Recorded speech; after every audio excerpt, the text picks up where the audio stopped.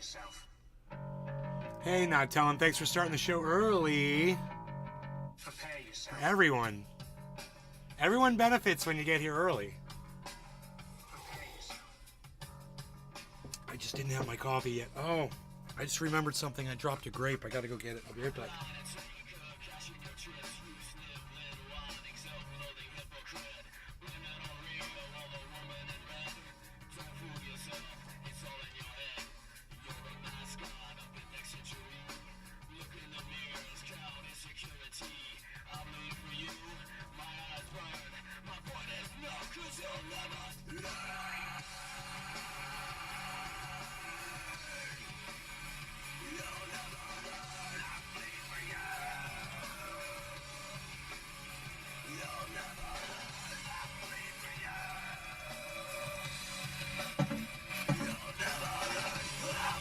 Here's my video. It's Josh G. Weird. Good afternoon, hell. Hey, buddy.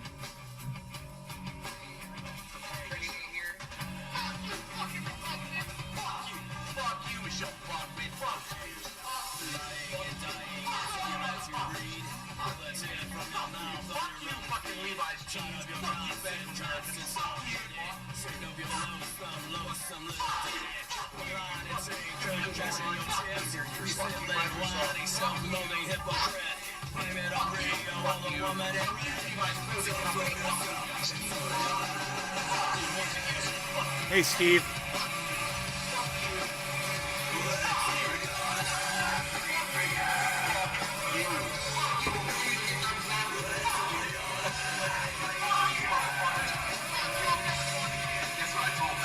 It starts with an F. Bullshit! Fuck you! Fuck you! Fuck you! Fuck you! Fuck you! Fuck you all my brothers! Fuck you! Fuck you! Fucking shit! Fuck you! Fuck you! Fuck you all the fucking motherfuckers! Fuck you Hollywood! Fuck you! Fuck you motherfuckers! Fuck you! Fuck you! Fuck off! Hello, Trendies! Trendy Day reporting in live from Orlando, Florida. Home of Trendy Dabbers and all things trendy, where you find me and you in the hashtag Trendies on all forms, social media, especially Rumble. Nave's Garden on Rumble.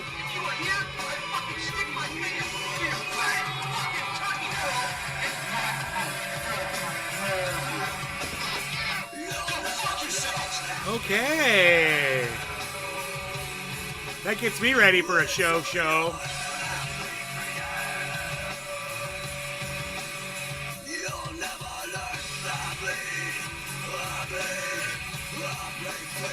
Okay, man, we're all heated up and ready. Hope you guys are doing good. And, yeah, I guess I could take that down. There we go. Okay. Oh man. So it's bottom of the hour. We could smoke. I did a dab yesterday in the bucket with the torch, and it was so good compared to what I'm getting with the e-nail. I really like the torched hit, man. It's really, really good. I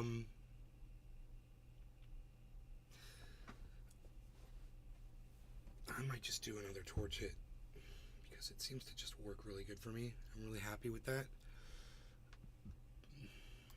Steve, Jeff, Josh G, Not Telling. Hello. Hope you guys are doing great today. I'll get a dab ready to go here. And we'll be up and running.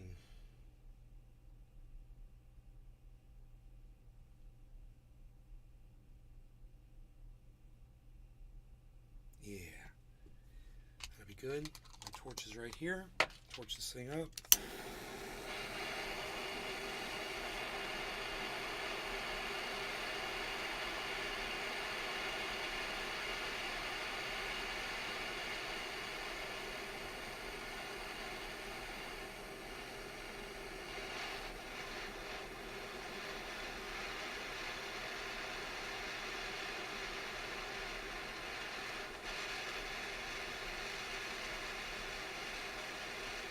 Steven running. Doing good, got overcast skies, real cool. Yeah, we got him over here.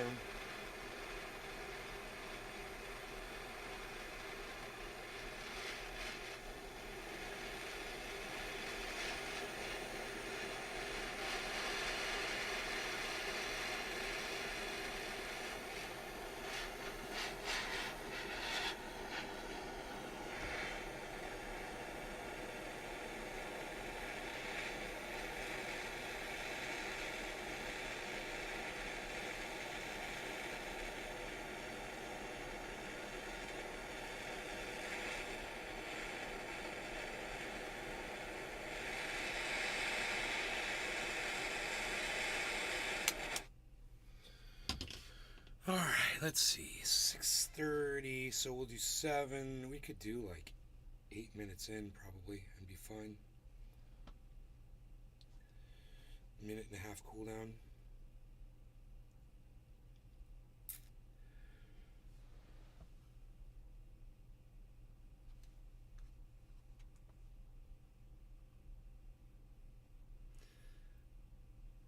I'm just gonna remove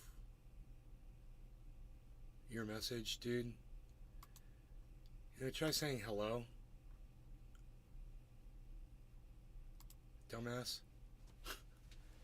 Maybe try that. Poof, you're gone. I just love these fucking cunts that come in and drop links, you know? Like we give a fuck.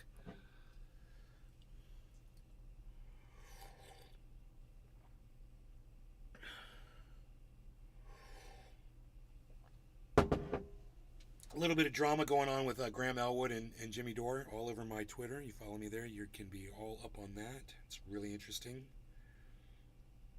Okay, I think we're good.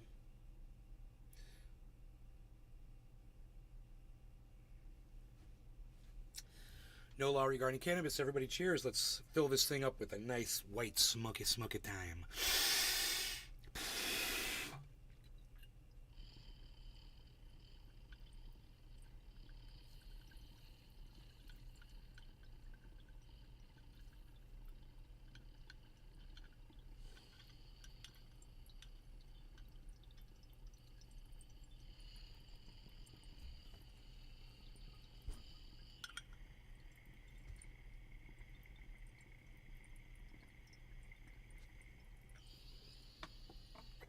That's a hit. Way stronger than the Eno.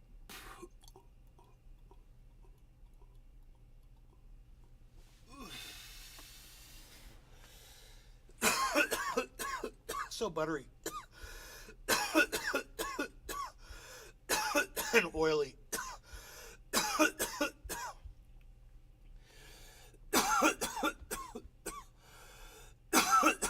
It's Josh G.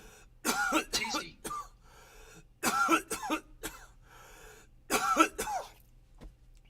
Sweating.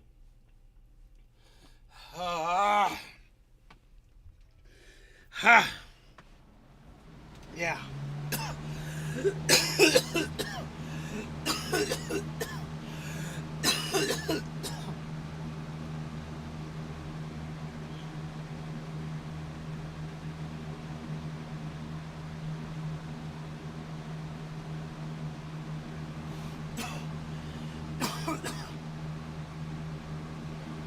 It's Josh G.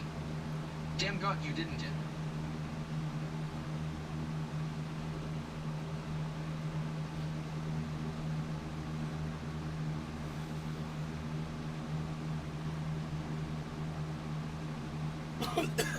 Now I know why Pinoy blows that shit out instantly. Fuck that.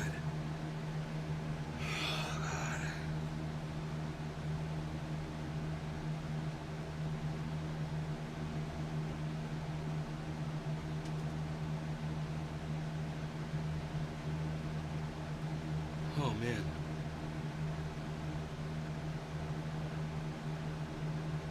Jack B. Bosma.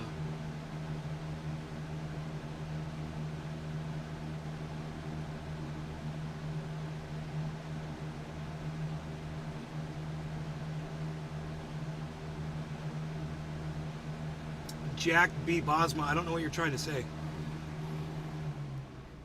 You need an NG course created. I don't know what that means.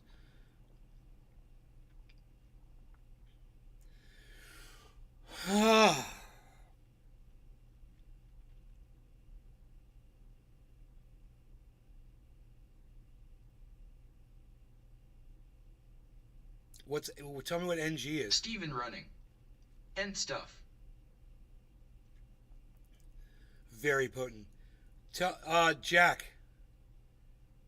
B. Bosma, tell me what NG is.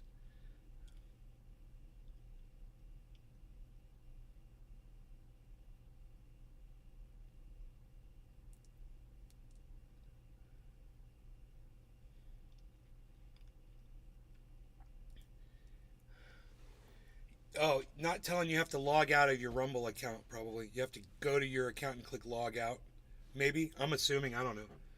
So I guess Jack B. Bosma is not going to answer me. I don't know what an NG course is. I have no idea what you're talking about. You're not being very helpful. You've said a lot, but you're talking a lot and saying nothing.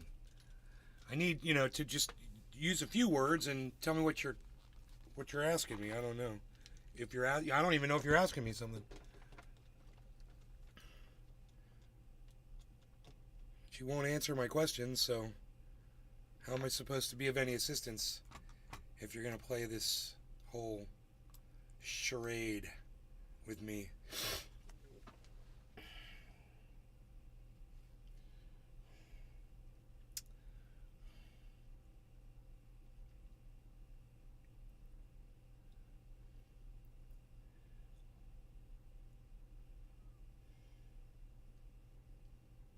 All right, this is y'all's show, man. Title says live. Anything goes show. Bring your best or your worst. I am prepared.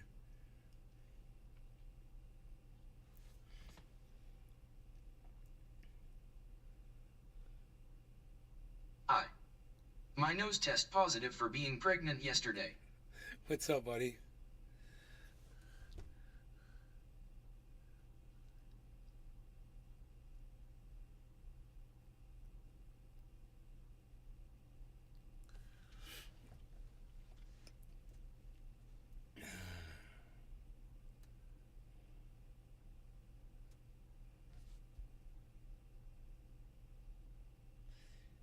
Guys don't want to talk about anything specific, huh?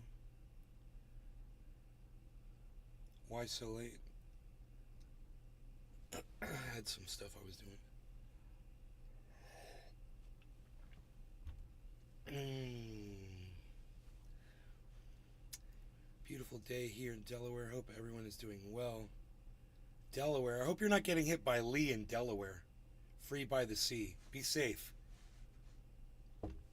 out there.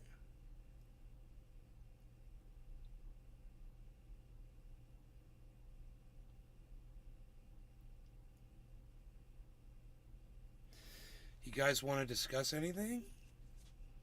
Anything?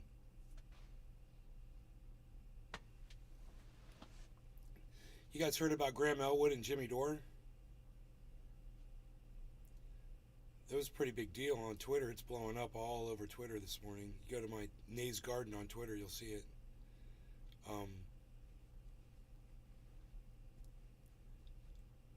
Graham Steven running. I am Elwood.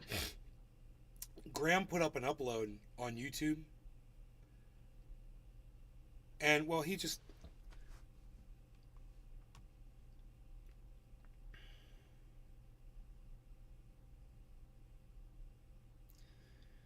Yeah, Rick Currents, I know, so just be safe.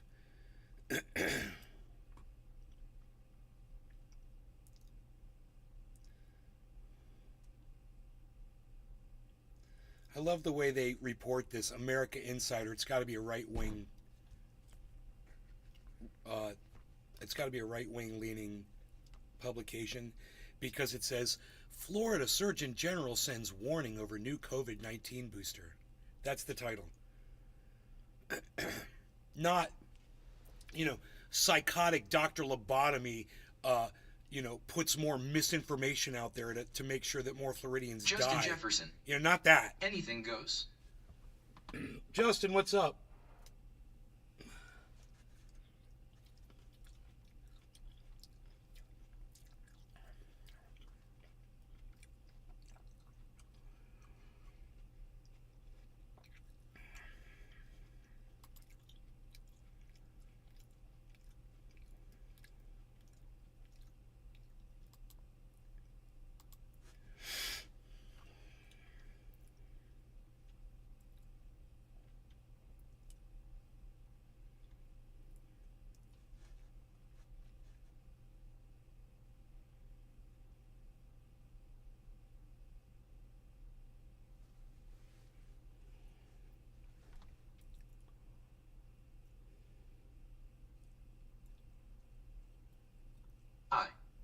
Do you think that someone who is having sex with a toy is considered / classified as cheating?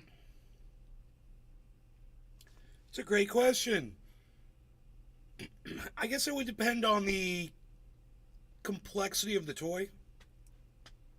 I think you're in a gray area there. And, someone has a real doll and they're calling her Shirley and taking her out to dinner and then banging her next to his wife. That might be questionable. That's that gray area.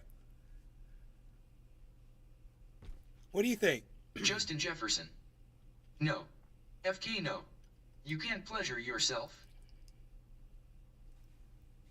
Justin Jefferson. Alright, Nay wins there. Billy Bong Thornton. I mean, yeah. Ha ha ha. You're going to pleasure yourself with a sex bot and and take it around with you? It's been a while since I seen you last. How have you been doing? I don't know what to call you. Because it looks like Bob it says... Cool Guy 69. I'm going to try to read your... Yo. Hey, Bob. Bob. Bob Cool Guy 69. Can you help me on a quest? Bob? What's your quest, Bob? Bob. Bob.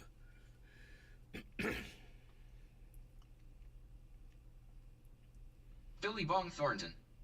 Are you banging one of those blow-up dolls? Ha ha ha ha. Justin Jefferson. I think if I wanna asphyxiate myself with a belt while running the mofo out, then it's not cheating. Bob Cool Guy 69. My friend said he lost his virginity and I'm helping him find it. The freaking Oracle. Balls across the chin. What's going That's on? going to be a fruitless quest, I believe. I don't think you'll be able to yield what you seek, Sir Galahad. Balls across the chin. Yo, what's up, freaking Oracle? Charmed One Gaming. Charmed One. Okay, I'll try to remember that. Justin Jefferson. I'll try to remember that. I wish Charmed someone One. would help me find my virginity as well. Bob Cool Guy 69. Why, he said it's in your mom's junk drawer. It's Amy Lou / Charmed One. Oh, goodness gracious. I don't think he's going to be getting his virginity back. That's all I'm saying.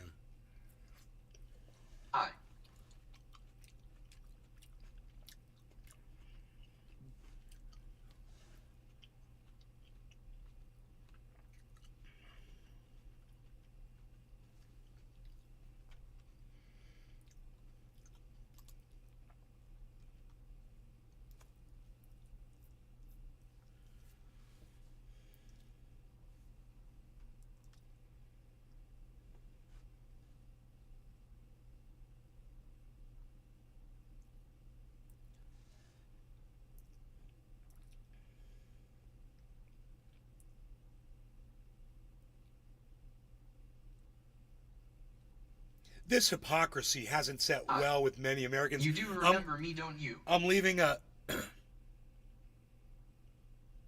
I don't know.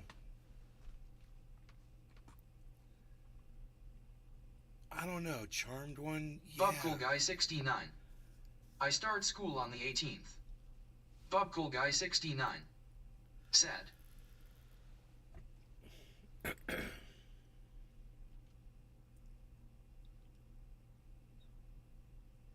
Billy Bong Thornton. Sup with the weird name fonts charmed person.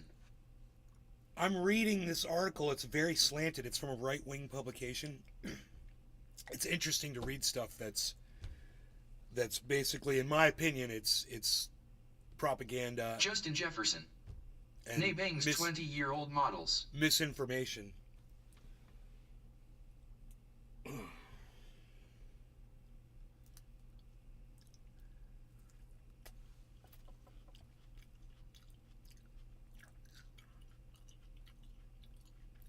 There's no one on the kick. I changed it for my gaming channel.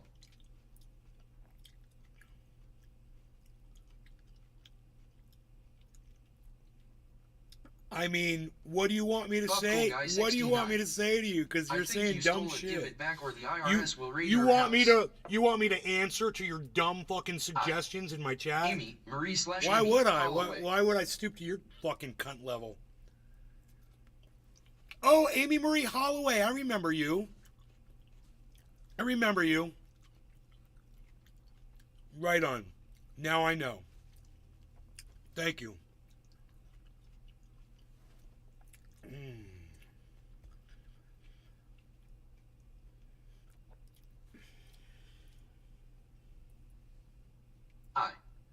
COD. Bob Cool Guy 69. Check out my TikTok, Bob Cool Guy 4. Billy Bong Thornton. What's your gaming Mommy channel? I'll pays for check it out. everything. I like that. I like that you said that about me. Mommy pays for everything while you sit around and smoke dabs in her house like a teenager. Does mommy pay for your sex change as well? Bro, why are you so fixated on transsexuals? Bob Cool Guy 69. It's like you're projecting. Cock. Maybe I want since you to say you remember me, nay. you espouse so much hatred towards the trans community, maybe you might actually have some feelings around that you should probably go talk to a professional about.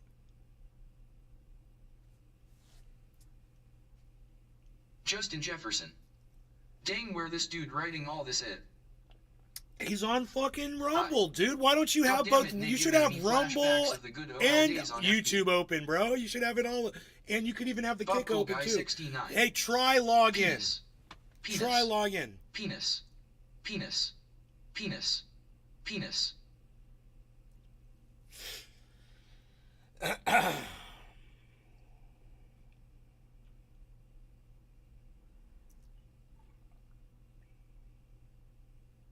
Bob Cool Guy 69. I'm on Twitch. Bro, sound like you jealous.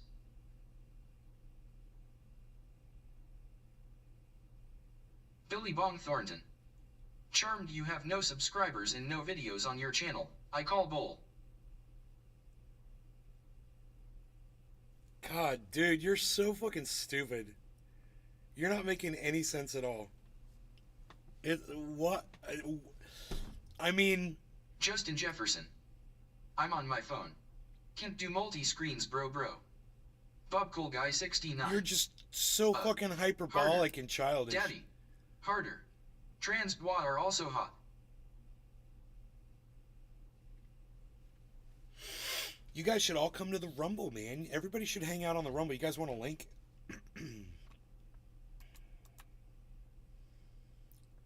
We can do so much more over there. You know, we could watch movies and listen to any music or Yes, whatever. I haven't finished it. I don't think Rumble's copyright striking yet. Billy Bong Thornton.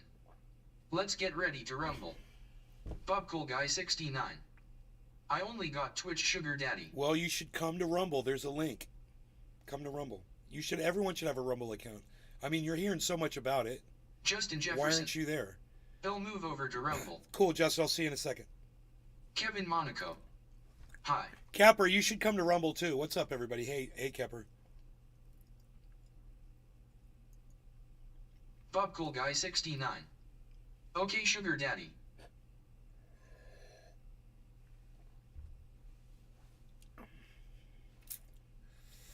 Billy Bong Thornton. Downloading and heading over. Facebook is Charmed One Gaming and I do have videos on there. I'm also in process of making a Twitch one as well. Okay, Amy Marie Steven Holloway. running. Going. Okay, Steve, we'll see you on the Rumble. We got 2 people on Kick. I'm just reading this article, this right-wing article about Dr. Lobotomy here in Florida. It's written at a massive slant. I could explain it to you how they phrase everything and try to make it fit their narrative. But I see both sides of it. I see the big pharma side. I see the politician side. I see the fucking different podcasters. What everybody says, man. I understand where everybody's coming from. I'm going through a very toxic and abusive relationship and it's holding up my process. Kevin Monaco. I'm sorry. Bill, did you? Amy Marie Holloway. I'm sorry that's happening announced. to you. He's ruining. Kevin Monaco.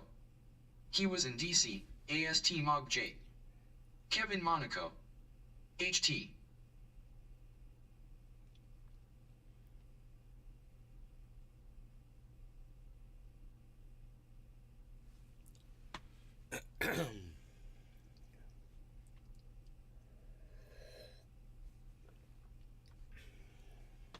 So I think I understand why you have the whole trans issues things now, bro. It goes right back to your mom. That's interesting. And you literally just, in trying to troll me, you've just exposed yourself for what you are with your choice of attacks. It's quite telling. Deep thinking emoji.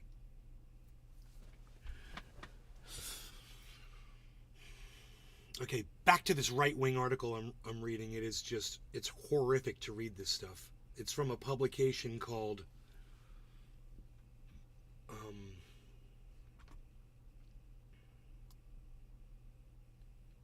America Insider. Bob Cool Guy 69. Play 4 Big Guys by Digbar.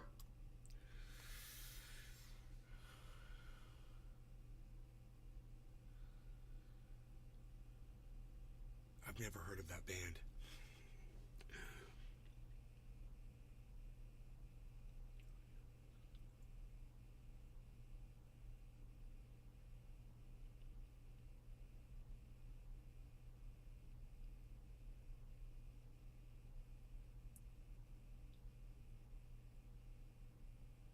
Yeah, okay, I agree with one thing they said in here so far, which is valid because it's a big point. Okay, and I'm going to read you this one point that I agree with. Play it, it's a ban. More Americans are also paying attention to the financial incentives and excessive profits of pharmaceutical corporations with monopolies on the COVID vaccine. That sentence says more Americans are also paying attention to. Yeah, it's true. Absolutely. I totally agree with that. Kevin Monaco. I call Big Pharma big poison. I want to see Trump's 2024 farm bill. That's what I'm interested in. His farm bill?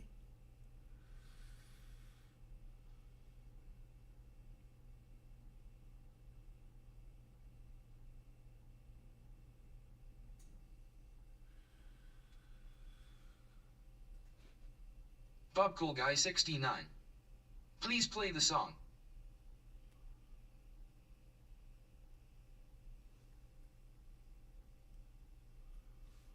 That's very nice. Do you want to hear a song? Okay, I'll play you a song. How's that? So I like music. I like a little music.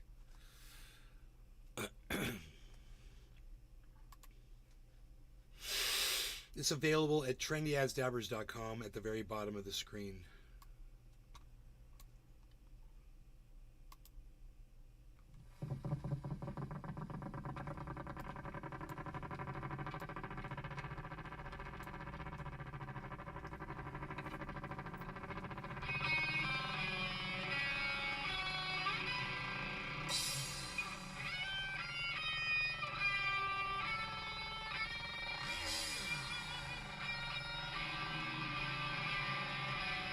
Thoughtful Guy 69.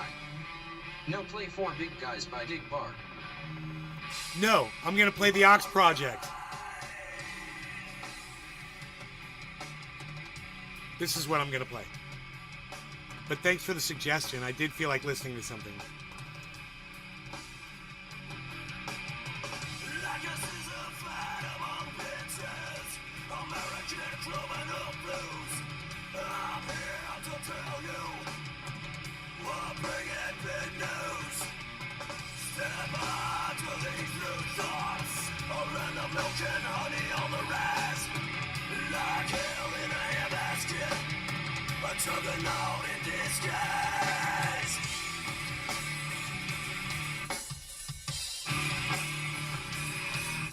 All right, let's stop.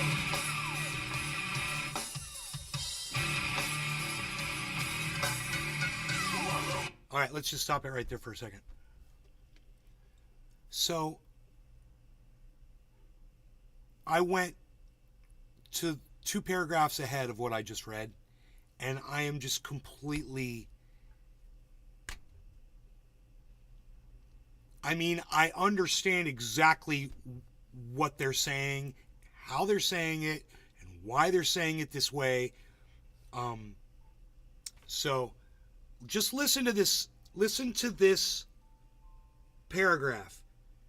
It's two sentences. Listen to this paragraph. Despite 4 doses of his company's vaccine, the quadruple-vaxxed Pfizer CEO still tested positive for COVID last year in August 2022. Bourla stated that he was thankful to have received 4 doses of the vaccine at the time.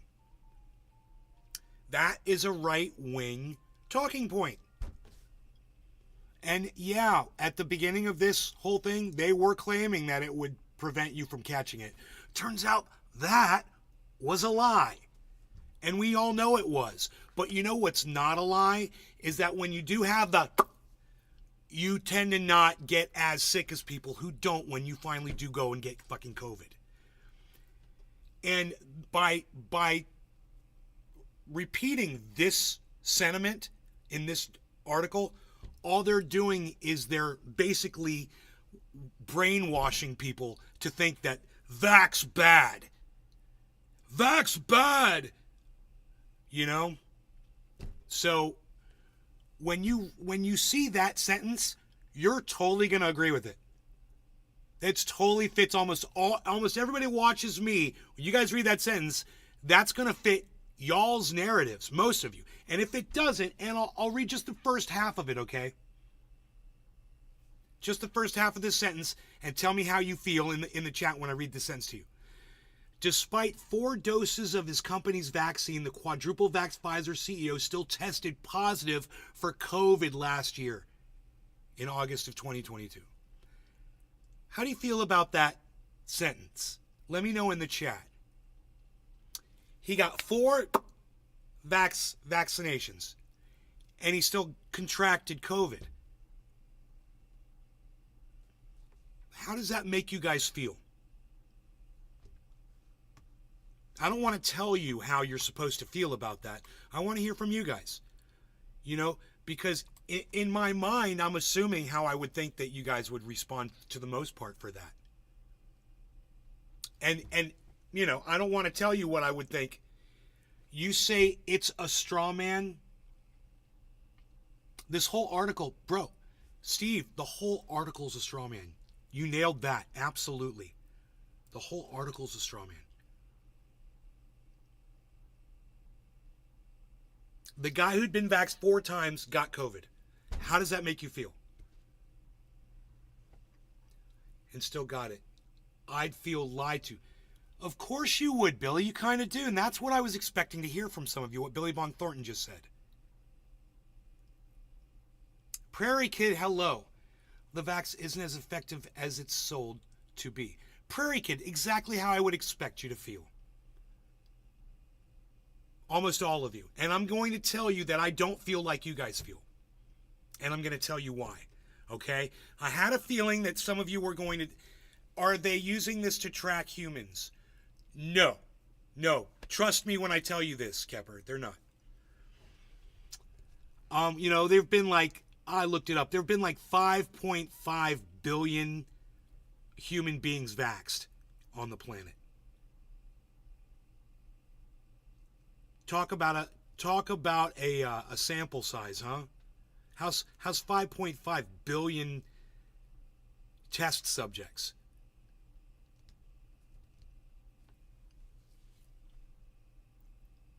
Oh, good morning, Prairie Kid. I'm so glad you're here. We're having a really good, lively discussion here. Never got the annual flu shots here. Okay, Deer Slayer, what's up, brother? Good to see you, man.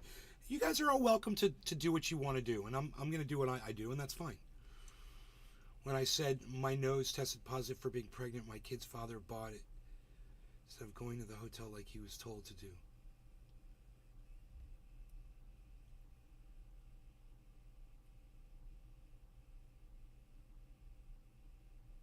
Charmed One, I still don't understand what you're saying, Robert.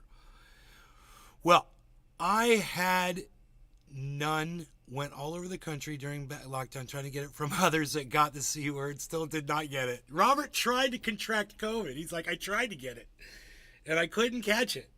Bro, you might have natural immunity to COVID, bro, and you should probably be captured. Okay, taken to a laboratory somewhere far, far away, dissected, and then we should figure out why.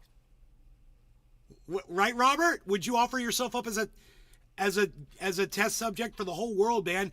You are ground zero, dude. You are patient number 0. You are the one. You're Neo, bro. You could totally be COVID resistant, man. Pay my family, I will.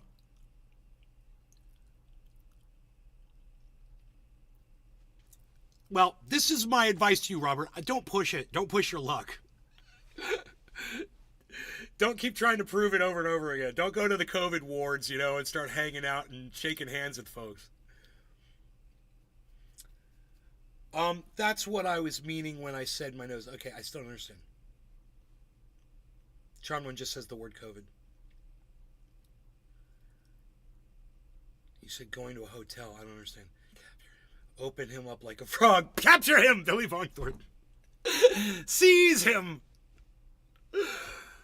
Sacrifice for the greater good. I haven't been sick in 3 years. Work in construction around many people all day, in and out of supplies.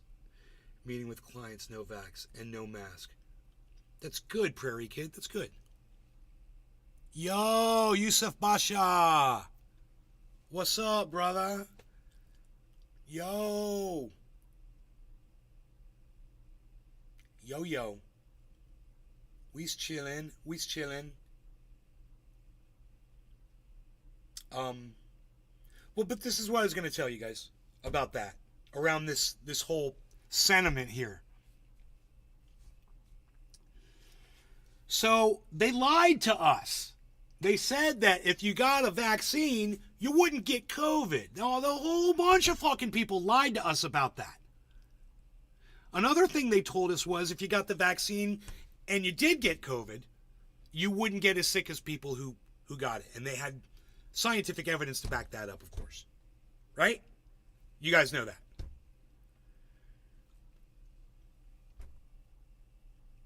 It's okay for one of those things to be true and one of those things to be false. It's okay. I want you guys to know that. That's how I feel. Because if 5.5 billion people have received this vaccine and you can't even produce, 100,000 bodies for me from the 5.5 billion, just from the, well, then I don't feel so worried about myself. And I'd like to have a reduced response to COVID if I were to ever catch it.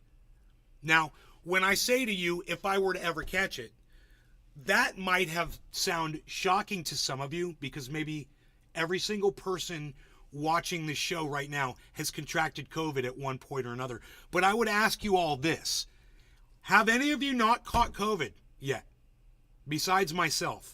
If you have not caught COVID, so it's me, it's Robert, and it's Prairie Kid. There's 3 of us, right? Anybody else? that's not caught COVID since it's come out. And my mother caught it. So it's not my genes, you know. I'm sure I could catch it. I'm pretty sure I could catch it. Not Telling has not had COVID. Kepper says he almost died from COVID. That's terrible, Kepper. Were you in the hospital? Josh G says he had it.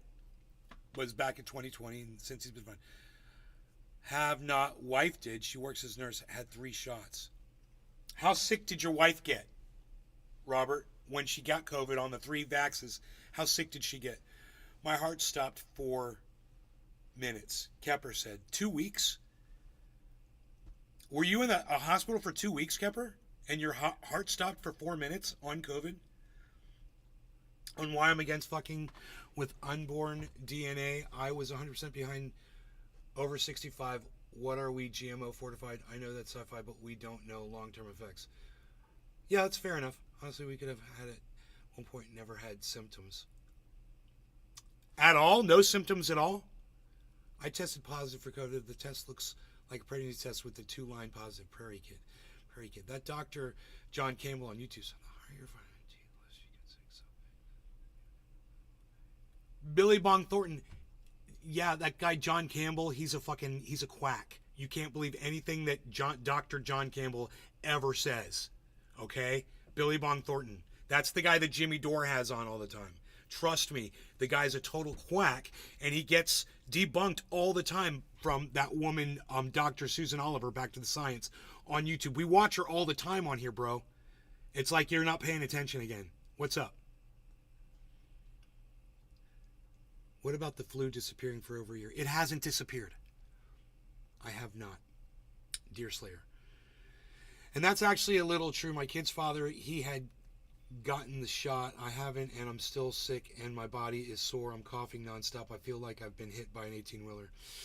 I'm in sun all day and take about 5,000 units of vitamin D per day. My kid's father, who has had the shot 3 days and he's better. No symptoms at all. People have had it and have none. He's a nut job. Prairie Kid, I can't tell you how many people have died with COVID that refused to get vaccinated, that were taking vitamin D, ivermectin. They were doing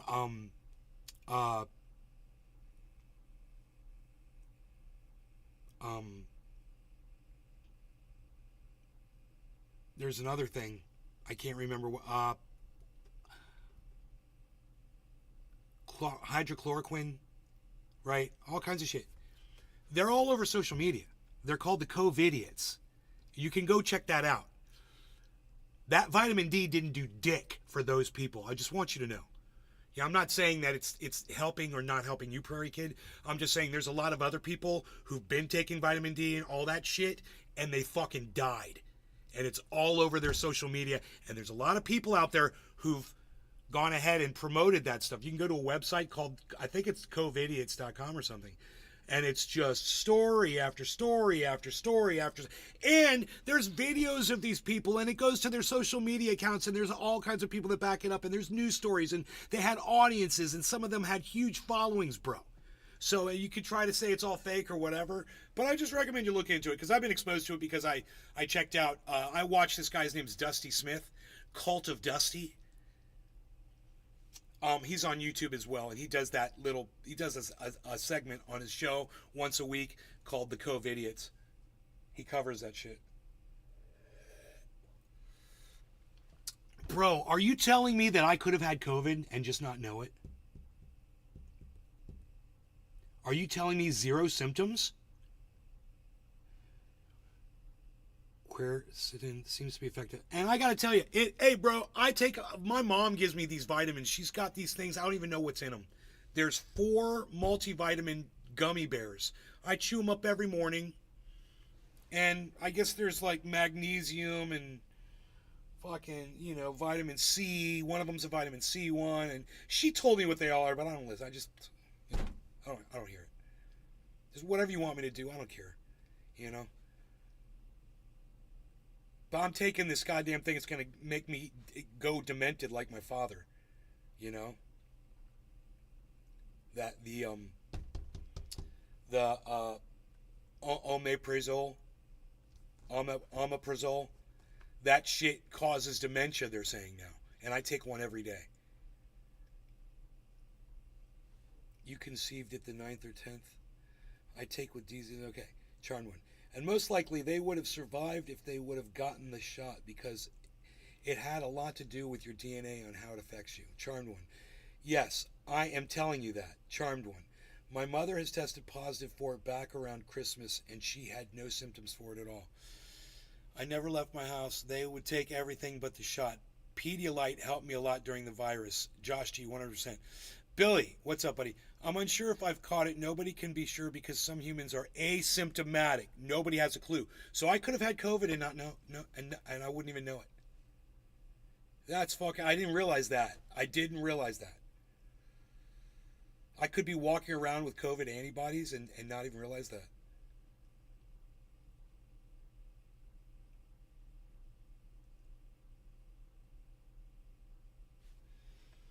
I heard I read on something I was researching on the internet through Google that about 75% of humans on the planet have contracted COVID. That means 25% haven't.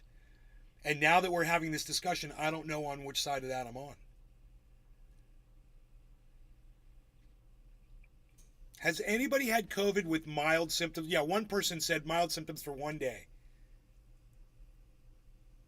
Somebody had mild symptoms for one day.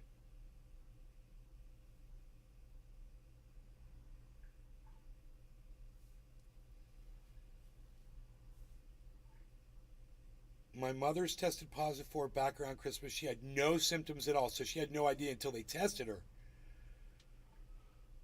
Which COVID? There's more than one COVID. Atomic Ray.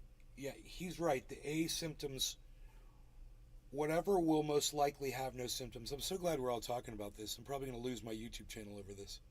But I'm curious and I'm learning shit from a lot of people right now. So, and this will encourage me to go research it on my own. Or maybe talk to my doctor or whatever. How dare they silence us over this for so long? So I could have got it, but I've never been. Me and you both, Robert. Me and you both. I learned about the virus from the show, Kepper. Yeah, well, we've been talking about it since it broke out. The supposed breakout, right? Right? Dude, you guys heard that one?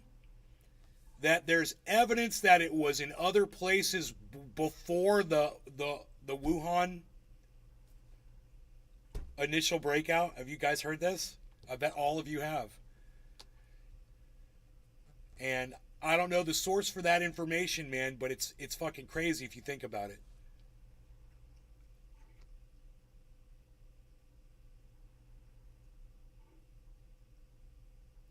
Good luck trying to research that on Google without having the goddamn feds come to your door, It was more like having allergies, says Charmed One. I think my mom suffers from long COVID. It's for half a day about 3 months ago. That was after sanding some woodwork for a couple of hours. Wore a mask that day. You masker! You masker.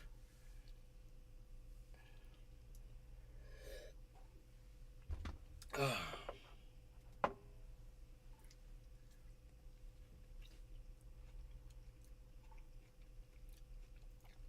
right, let me read the next sentence of this article.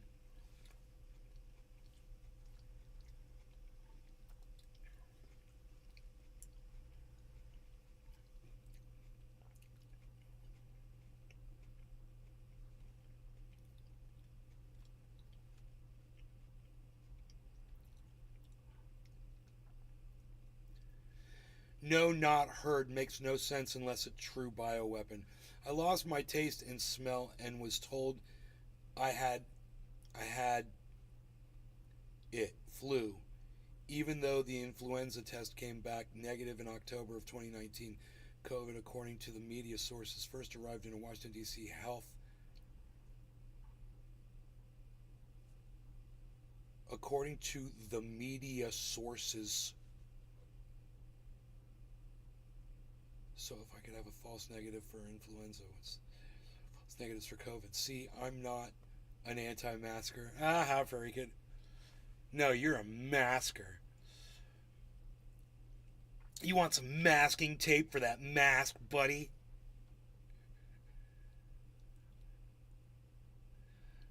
I have two friends, they say, have long-term. You already know I never wore them either. I figured as much. I really cannot wait for the history books that focus mainly on modern history. Cannot wait. What's said about the Trump era, COVID, etc.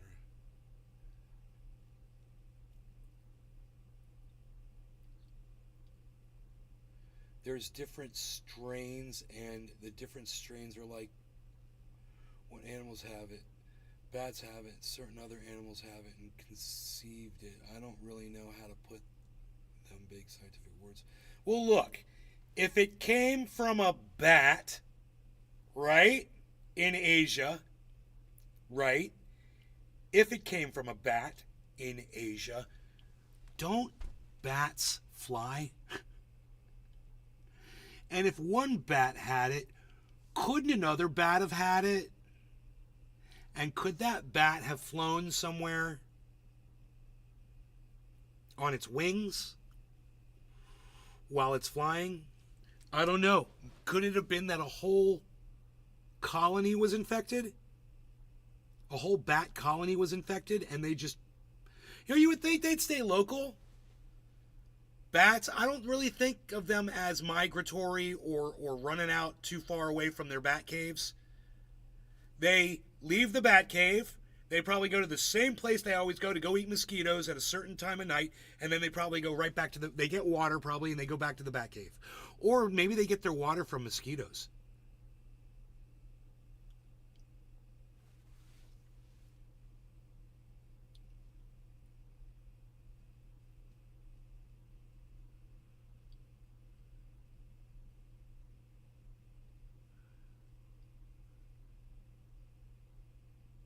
So you still got your taste and smell charmed one. Bats do not practice social distancing. Yeah, but how far is a bat going to travel? The mask has no effect on it whatsoever unless it's respiratory mask like what painters use. Yeah, that's not true, Charmed One. You don't understand science and masking. You just don't understand. It's not a... Oh, God. I don't even want to have that. Dude, we've had this conversation on this podcast so many times. I don't even want to pull it up again. But I'm going to pull it up again for you, Charmed One, since you obviously haven't seen this. This explains how masks do work, okay? It's from Thunderfoot. Check this out. It's just, I'm going to just show you the short little version of it, okay?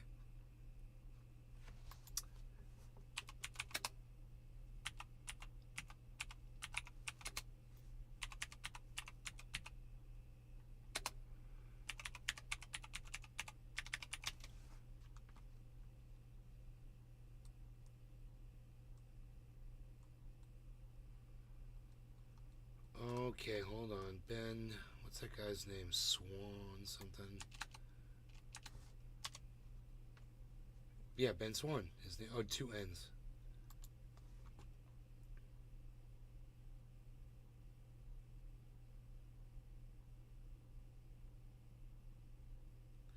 Okay, this is the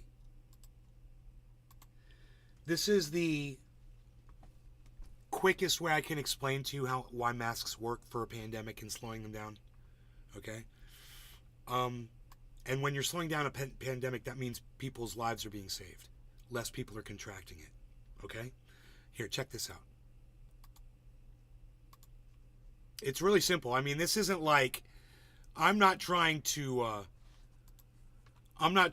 say you're right or I'm right or whatever. What I want you to do is just listen to this little demonstration and you decide for yourselves, okay? That's all I'm saying.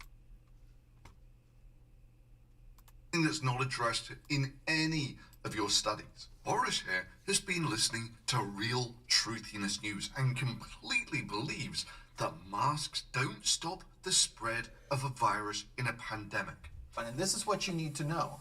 The reality is, number one, wearing an N95 face mask does not prevent the spread of virus. So when he gets the virus, he coughs out virus particles. Now, Bertie, on the other hand, understands that wearing a face mask will reduce the amount of virus that he coughs out, maybe by a factor of a third. So when Bertie The coughs, bat fountain. You're also a little stoned, Charmed One. of the virus, thereby reducing Batshit the crazy, spread of Josh the G. virus by a factor of 3, which is not far off what has been found on the effectiveness of using masks in a pandemic to reduce the spread rate. So let's see what we got. Proceedings of the Royal Society. A modelling framework to assess the likely effectiveness of face masks in combination with lockdown in managing the COVID-19 pandemic. And it's from some rinky-dinky little outfit called the University of Cambridge, maybe? I don't know. I'm sure they're a respectable outfit. I've never heard of them myself, but let's see what they've got to say, shall we? With the COVID-19 with an R0 of 2.2. So R0 is basically the spread rate. So when the R0 gets down to 1, the rate that people are losing the virus and the rate they're contracting it is the same. So when you get to an R0 lower than 1, you're winning. Right on, And Atomic Ray. The wild spread rate for COVID-19 is Thank you, probably Charmed 2, One. 3, that sort of thing. Happy late 420. And for scenarios where face masks were worn only after the onset of symptoms, the median R0 fell below 1 if at least 95% of the population wore face masks, with a similar efficiency to N95s.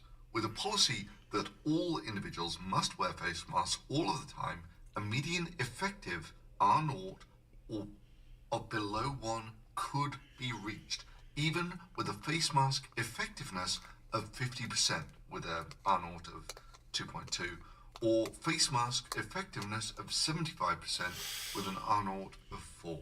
Too long didn't read version. It's expected that wearing a face mask will about halve the spread rate of the virus. Set aside your preconceived notions. What does science say? What do the facts say about face masks? But what if you don't feel sick? Why should you wear a mask then? Well, breaking news. Half the people who spread this virus don't feel sick. And if there on you go. average you're going to transmit the virus to 3 other people, all of which have a 3% chance of dying, that means by not wearing a So- mask, you have about a That 3% chance of dying is really, it's 2% now. That's changed because the virus literally is not as deadly as it was when this video was made. Okay, guys, just so you know. But it is deadly. It is deadly. It's just not as deadly as 10%. these strains are not as killing as many people. chance of But contractions are up, right? People getting COVID. It's spiking right now in Florida to close to pandemic levels of 2020. killing someone.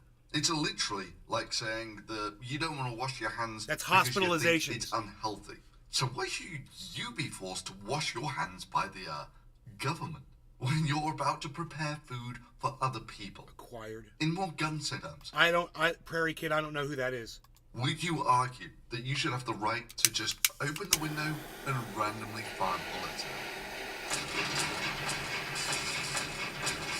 So basically,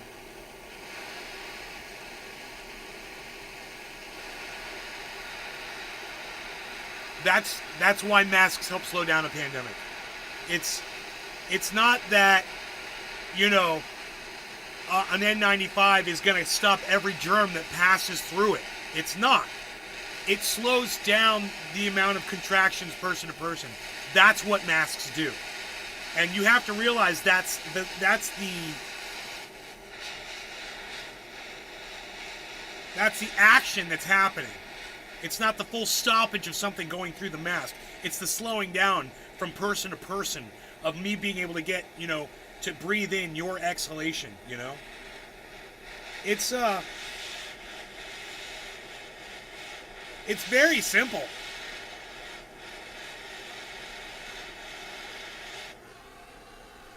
And I just think that Thunderfoot does an excellent job of of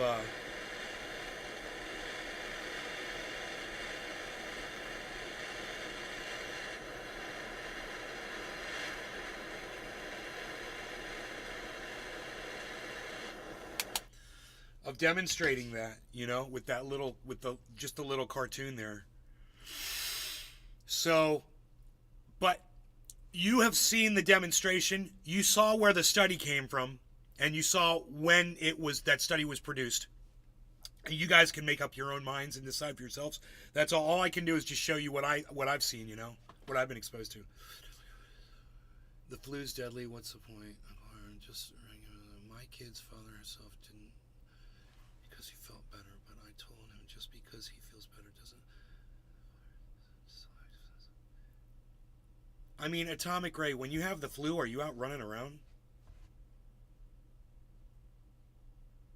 Are you able, when you have the flu, are you able to go out and chill and hang out? I mean, is there anybody that gets the flu that just has no symptoms? Because every time I've had the flu, dude, I'm in fucking bed and I'm not out. I'm not going grocery shopping. I'm not going out to social events. I'm not going to the movie theater. Not with the fucking flu. Not with a fever. Not if I'm sweating. Hot sweat, cold sweat, you know, whatever. So, I don't know. Maybe you have a lighter flu than me, but that what you're saying doesn't even make sense.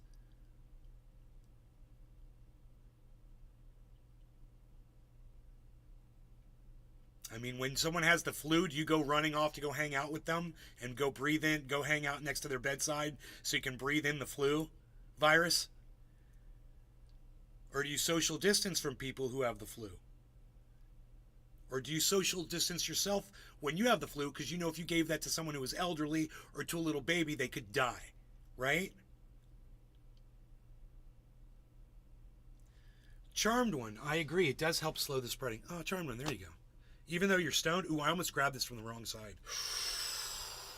No law regarding cannabis, everybody. Cheers. Everybody smiles. Everyone smiles. Let's all smile and disagree. Cheers. But let's agree to smile.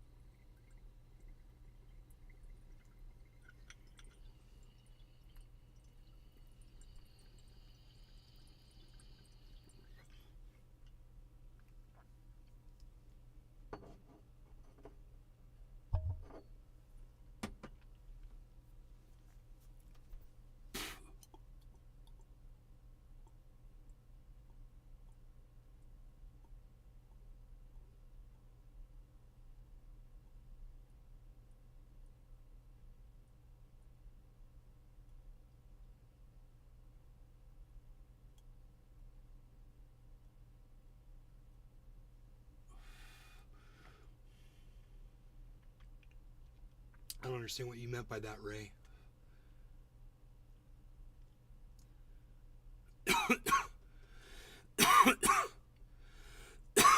Well, that's against medical knowledge that the flu is not deadly. But COVID is when you got people saying like flu isn't deadly. No, flu can turn into pneumonia, bro. Are you kidding me? You said, oh, people saying like flu isn't deadly.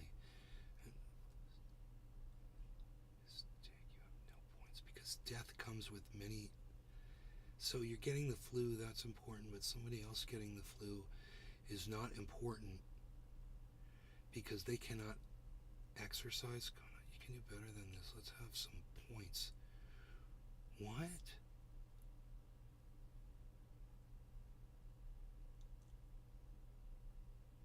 How did we start talking about exercise?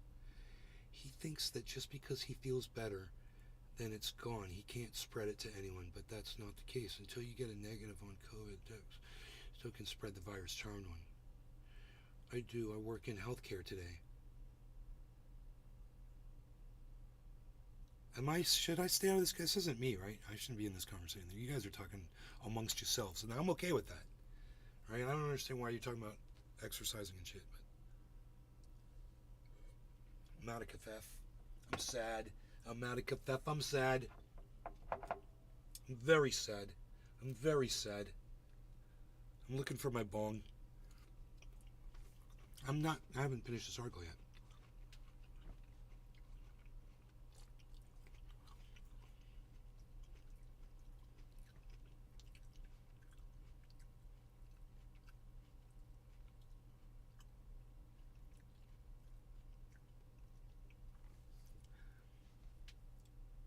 Dude, there's a fake comment here. I can't believe they even say this. The most rigorous and comprehensive analysis. Really? The most rigorous and comprehensive analysis? Is that science right there? You know, of scientific studies conducted and published on the efficacy of masks for reducing the spread of respiratory illness, including COVID-19, show there is no evidence that masks make any difference. Bro, Cambridge disagrees with you. That study was done in 2020. What studies are you referring to in your quote with no source? It's psychotic.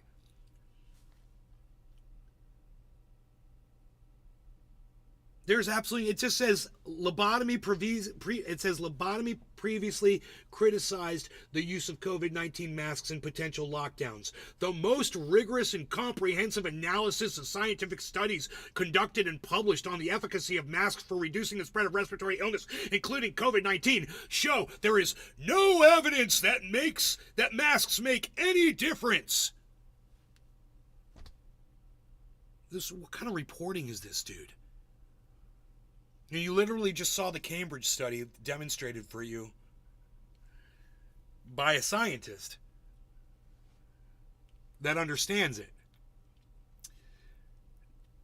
Nonetheless, former White House Chief Medical Advisor Dr. Anthony Fauci still recently claimed without evidence that masks make a difference on the individual level. This is Fauci's unscientific personal opinion, which contradicts the evidence. Can you believe this? So whoever wrote this article has obviously chosen a side, and they are just completely it's like Steve said before, that it's all straw man. Fauci acknowledged that the Cochrane study concluded that masks had no impact of reducing the spread of respiratory illnesses, including COVID-19. Okay, so it's the Cochrane study. That's the study. Brett Stevens in the Times talked about Cochrane. Put that on the screen. The most rigorous and comprehensive analysis of scientific studies conducted on the efficacy of masks for reducing the spread of respiratory illness, including COVID-19, was published last month. Its conclusions, said Tom Jefferson, the Oxford epidemiologist who is the lead author, were unambiguous. There is just no evidence that masks, make any difference, he told the journalist Mayan Demasi. Full stop. But wait, hold on. What about the N95 masks as opposed to the lower quality surgical or cloth masks? Makes no difference. None of it, he said. Well, what about the studies that initially persuaded policymakers to impose masks? Dude, I could probably go into this and debunk it, but I have a feeling that this has already been addressed by Debunk the Funk and Dr. Susan Oliver. And we should probably see if it has been. And if they have addressed this, we should watch them, so that way you get it from an actual scientist and not from me. Because this is important, because the way they're phrasing this is the most comprehensive study of all the studies and blah, blah, blah. And that's literally, now we've got the source, which was, I think, the New York Times. So it said it right there. Yeah, the New York Times, but, I digress. The New York Times has also posted that the Pentagon had evidence that aliens were visiting us. So that's just a sample of the New York Times. So that article that we're reading from this bullshit site was just quoting the New York Times bullshit. So we can credit the New York Times for the bullshit. But I digress once again. Let's see if they've covered this. I have a feeling.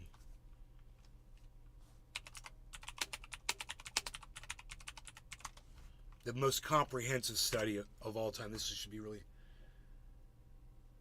interesting.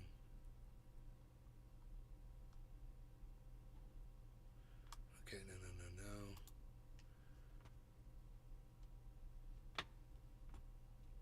2 weeks ago.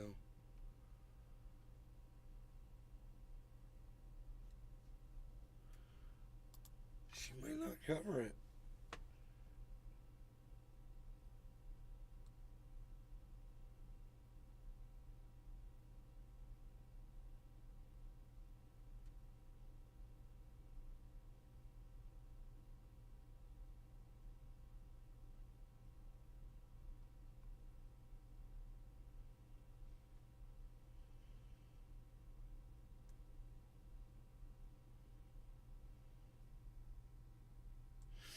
Maybe I should just type in masks on her channel and see if it comes up.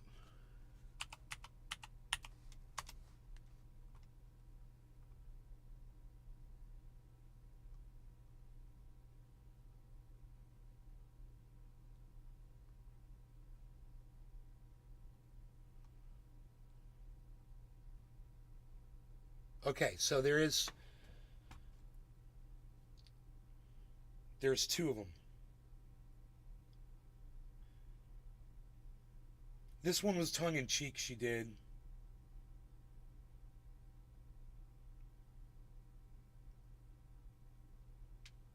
All right. You wanted to know from Dr. John Campbell? Oh, a mask here. It meshes and it's upside down. So as you know, John, this is how you wear a mask. Right? Cool. This is how, I don't know, 20% of people wear their mask. You know, that annoys the heck out of me. Yeah, it gets worse. I want to say, just don't bother. In fact, sometimes I would say don't bother. You know, just do it properly or don't bother. But at least the people who are doing that, they're probably just maybe genuinely ignorant. You then get people doing this. Now that is not doing anything, right? Or this, and those people are, and you just see it all the time. Those people are just having a laugh. They're basically doing it because there's a fine if you get caught. Basically, if the police come on the bus, pull up the mask. Here it is. Here it is from the beginning. Upside down. So as you know, John, this is how you wear a mask. Right? Cool. This is how, I don't know, 20% of people wear their mask. You know, that annoys the heck out of me.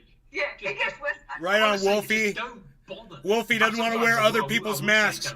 Bro, just do it properly or don't. You should never wear somebody else's mask. Ever. My videos are hard to catch live. Well, you caught me, baby. Here we go. We're live.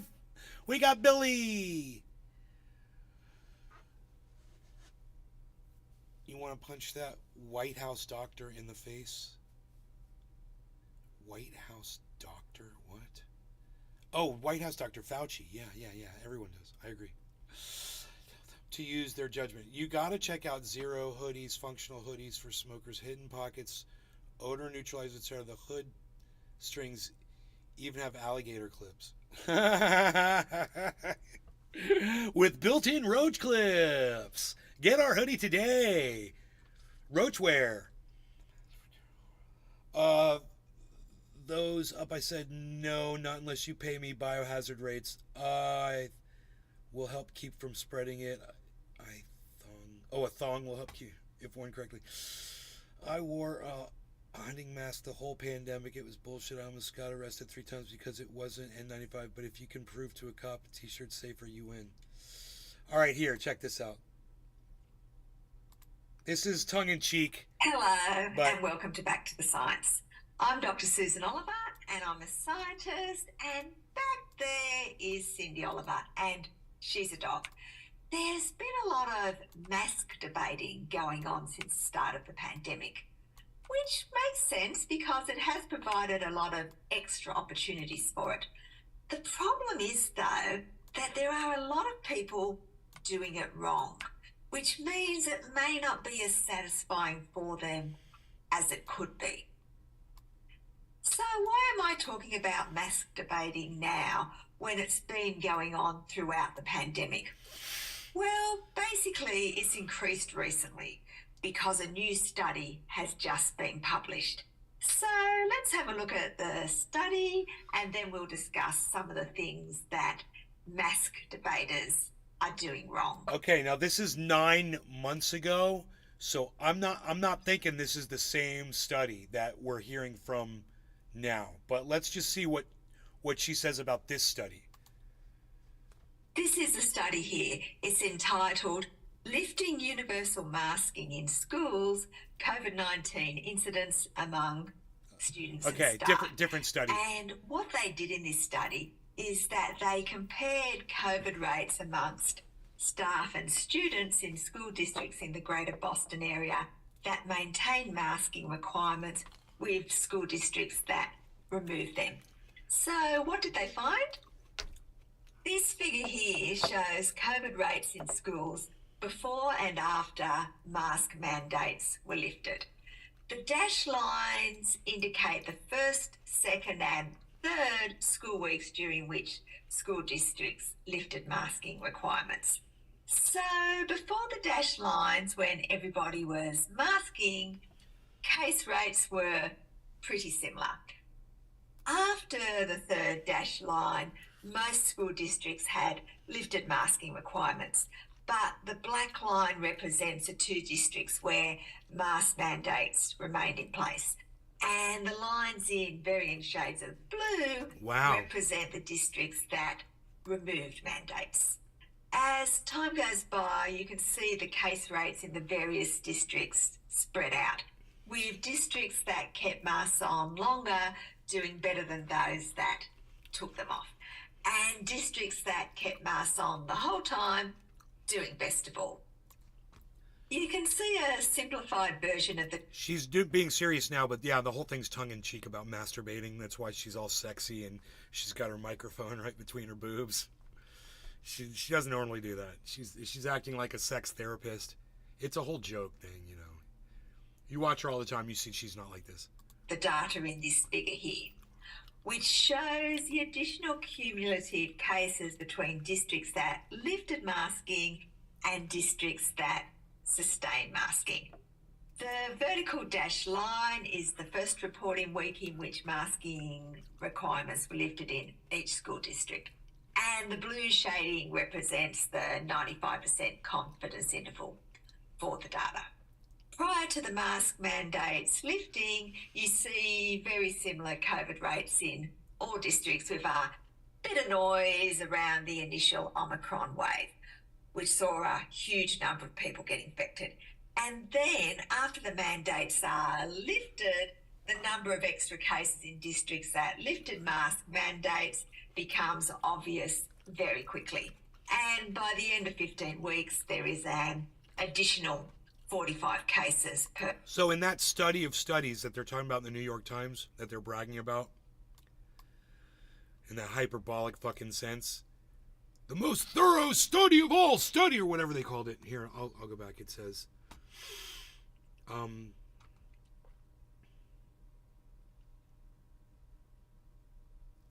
the most rigorous and comprehensive analysis of scientific studies. Right? I wonder if they, when they did that, did they include this study? You know, I don't think they did. 1,000 people. Right now, you're probably thinking, hang on, how do we know that the differences between the COVID rates aren't just a result of other differences between the districts? Which is a fair question, and the authors did look at this.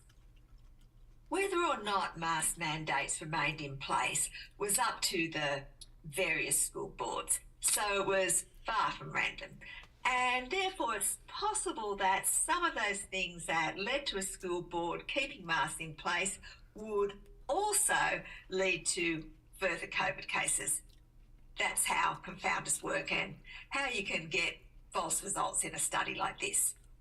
And it turns out that districts that kept the masks on longer were different than those that took them off straight away. So let's have a look at how they were different. The districts that kept masks on longer had more low-income students, more Black and Latino students and teachers, and more students per classroom. These are all risk factors that are generally associated with an increased risk of COVID. So the confounding is actually the opposite of what you would expect to see if masking didn't work. The study authors also adjusted for other factors like vaccination rates, incidence of previous infection, community transmission of COVID, and school district sizes. And the benefits of masking remained even after the adjustments. Benefits of masking. Another possible confounder is testing rates. Districts that did remove masks could have compensated by doing extra testing, except we know that didn't happen. If anything, the schools that kept masks on were testing more than the schools that... So this is very good, and it goes on. This is only 5 minutes in, and it goes. That's only a third of the way in. It goes on for another 10 minutes. So, hey, Bob, welcome back. This is what Bermuda Sour Diesel, Beehive Extracts, Plushberry with True Black with my 10-pound hair. Play for big guys. Listen, I'm gonna look and see if Debunk the Funk has a video on it.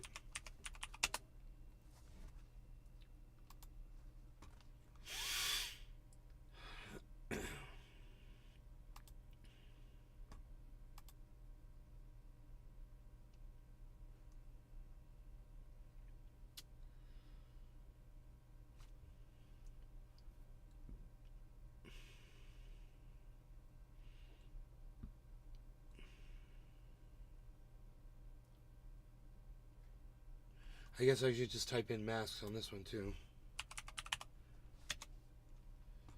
Yes, masks still work 6 months ago. Okay, here's one. Hey, I'm Dr. Wilson. Here's one from six months ago. Welcome to another COVID debunking video. A couple weeks ago, I talked about a meta-analysis that claimed to show that vitamin D treats COVID, when really, it was just a garbage in, garbage out meta-analysis. And this week, I want to talk about another meta-analysis. Hey, Billy Bong Thornton, are you still here? Whoever the person was that told me they were taking vitamin D, I can't remember who it was. Maybe it was Prairie Kid. I'm sorry, I can't remember. There you go, man. Did you hear what he just said about vitamin D? Analysis released by the Cochrane Group. This study has been shared among anti-vaxxers and anti-maskers, claiming that masks don't actually work against COVID, and it's held up as proof. So this is an example of... So this could very well be one of the studies that they grouped into the study that they said is the most comprehensive, the most rigorous and comprehensive analysis of scientific studies conducted. I bet this one is one that they included in their fucking study. Not a garbage in, garbage out meta-analysis, but I want to talk about the actual data surrounding masks and what the authors actually say that anti-maskers conveniently leave out of their message. So let's get started. So let's get right to the chase. This is the section of the Cochrane Review that anti-maskers always point out, which states that masks probably don't have any effect on community transmission of flu and respiratory diseases. However, the part that anti-maskers conveniently leave out is this part, where they say that the confidence of their findings are not great, essentially, and that more studies are needed in order to make a stronger conclusion and a better determination of what the data actually show. So how should we actually look at the data concerning mask wearing and preventing transmission of respiratory viruses? Well, again, we have to look at the quality of the studies. We have to look at the questions that the studies are able to answer, along with the questions that the studies attempt to ask, in order to determine whether or not the results they find are significant to whatever answer we're looking for. When it comes to masks, I see a lot of misunderstandings that prevent anti-maskers from doing this properly when they search the literature. What is the primary purpose of a mask? I think most people would say the primary purpose is to protect the person wearing it. Wolfie says there's an article out there, he's got a link, that of when they're predicting the next pandemic is going to be.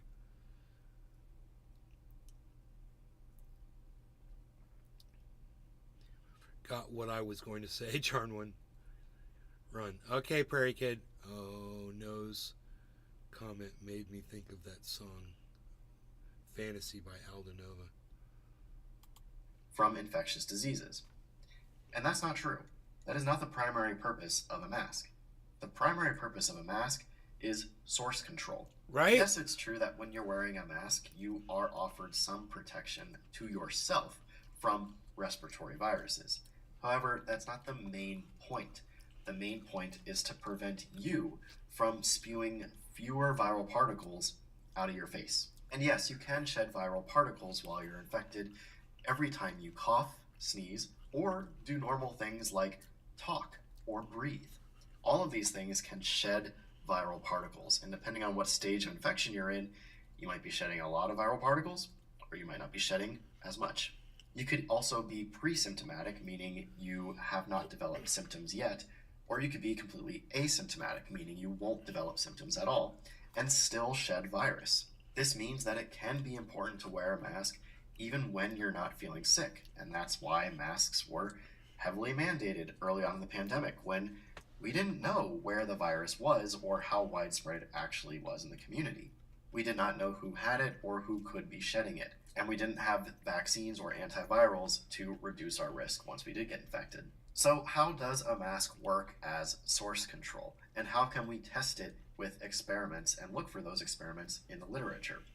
Well, a mask works as source control by blocking the amount of virus that you actually shed out of your mouth and nose while you're infected. Assessing the efficacy of this in a community setting is difficult for multiple reasons. For example, there are several studies that take the approach of looking at healthcare workers and whether or not cloth masks, surgical masks, no mask, or N95s have any efficacy against them testing positive. Dude, I don't want to keep you from doing what you're supposed to do today. I feel bad. I can tell by my numbers that I don't keep too many people from what they have to do, so it's cool. There's just a few of us here right now. But I'm glad that those of you that are here are here. For SARS-CoV-2. These experiments are easy to set up since healthcare workers already know how to wear masks and are in settings where they might be exposed to SARS-CoV-2. And usually in hospital settings, the patients are masked as well. However, this setting is asking the question, how well does the mask protect the wearer? And it's not able to account for times that the healthcare worker was not wearing a mask. Obviously, the healthcare worker is going to take their mask off at some point when they go home or when they leave the hospital at some point. So did they get infected while they had their mask off? This same problem might apply to community settings. Was the person who got infected wearing a mask when they got infected? Were other people wearing a mask around them when they got infected? How did it happen? We don't You're really welcome, know. Hoot and Owl. These are just some of the confounding variables that you have to think about that illustrate just how complicated doing these experiments are. However, we have done these experiments, and the totality of the evidence in community mask-wearing observational studies, randomized controlled trials, football, what have you, and lean toward masks work. There are several community mask-wearing studies that show that masks reduce the amount of infections in the community. These have been published and are free to read for anybody. But what the Cochrane Review was pointing out was that the quality of this evidence is overall weak. We don't have a ton of well-designed studies that show a significant effect that masks work. We don't have a ton of well-designed quality studies in general. But scientists are clever, and we can do other experiments to test this question as well. We can directly measure how many viral particles are making it past the mask when a person is infected and they're doing normal things like breathing, coughing, sneezing, whatever. And we can compare that to without a mask or with an N95 mask and see what we get. And every time there has been an experiment like this published, it shows that masks block most viral particles from going past the mask and into the air. And that's really important. Yeah. SARS-CoV-2 can... Exactly. Did you guys hear that? So cutting it down slows down the pandemic. It's not a bulletproof vest, but it helps slow it down. And by slowing it down, you save lives. That's what's up, man. You know? And then you got Jimmy Dore out there saying, oh, everybody's going to get it. Everybody's going to get it. You're all going to catch it eventually. Spread in the community through the air. So imagine you're in a room that with really lots helps. of other people. And I'm not saying I'm not going to get it. I'm just saying it really helps. Those people may be shedding infectious virus. If they are, then the more time they spend in that room, coughing, breathing, sneezing, or just talking, the more viral particles they will shed, and the air will eventually get saturated with virus, enough to a point where if you breathe it in, then there's enough virus there for you to get infected. But if those people are wearing masks in that room, then it's going to take a lot longer for the air to get saturated with enough virus, because the amount of virus that they're spreading into the air is drastically reduced. If that room has some ventilation, then that time to that critical mass is really important, because while the virus is still getting up to that saturated level, the air will circulate and diffuse it around so that it never really builds up to that level where when you can breathe it in, you get infected. So right there is an example of mask wearing plus ventilation, leading to a drastically reduced risk of infection for everybody in the room. That is how masks work as source control. And we know that they work like this. There are several studies demonstrating it. It's just a lot harder to do a high quality study in a community setting. But again, the community setting data do all lean toward masks being effective. Despite this, I still see anti-maskers being anti-maskers and saying a lot of stupid things. For example, there's this that they always bring up. This is a little video of someone breathing in cold weather while wearing a mask and showing that their breath comes out the side and top of their mask. The particles that carry virus that come out of your face are droplets or aerosols. These are liquid particles. They are not gases. They behave like tiny liquid droplets. They will get caught in the mask. Masks are a really cheap and effective way to reduce the spread of respiratory illnesses. These are cheap, easy to use tools that can be used easily in combination with that other right tools there. They didn't show someone next to that guy not wearing a mask and his breath going everywhere. You know? Make all of the tools together really effective at reducing risk and saving lives. It's not hard, and it should be something that we can all get on board doing, especially now and in future pandemics, which might be worse than COVID. I really don't look forward to a day where a much deadlier respiratory... A study's date doesn't really matter as long as it's peer-reviewed, it's been proven, and it's got a big enough sample size and a placebo group, you know, like a control group. You know, I wouldn't care what year a study was done. You know? Virus is creating a new pandemic, and we still have these idiots saying that masks don't work. So let's just drop it now, okay? So we can be better prepared in the future, please. Well, there you have it. That's all I wanted to say this week. That's another short video. So now what I wouldn't mind doing is going on Twitter and contacting both of them and asking them if they could address this new study, this most rigorous, you know, study, if they could just talk about that.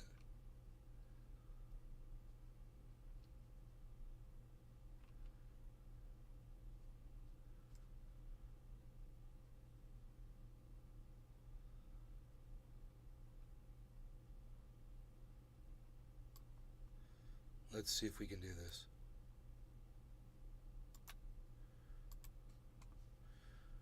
We'll go to Twitter. I can contact both of them from there and just say at Debunk the Funk. He is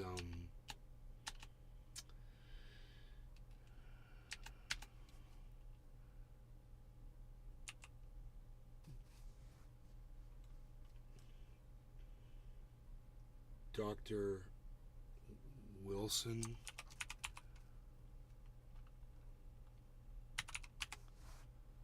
So I forgot his at. I can find his at. There it is. Debunk. Oh, underscore the funk. Okay, debunk the funk. And at. Is it going to be Dr. Susan Oliver, or it's going to be her channel, which is Back to the Science? Back. No, it's going to be Dr. Susan Oliver. That's it. 1. Okay. Could either or both of you please address this BS study? Thanks.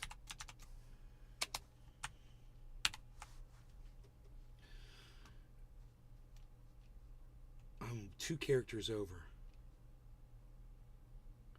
Could either of you, that'll be fine.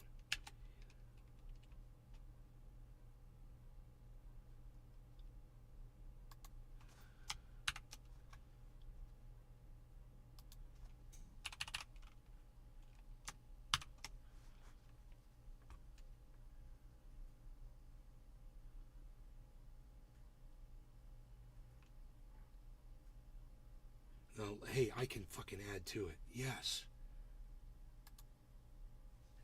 Find it in the New York Times. Okay. I'll find the study. New York Times mask study. New York Times. February 21st. September 2021, 2022. Fauci is speaking out against that study, but where is the study? New York Times.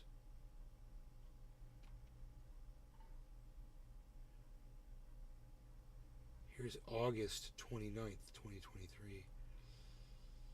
How do we find a link to the actual study?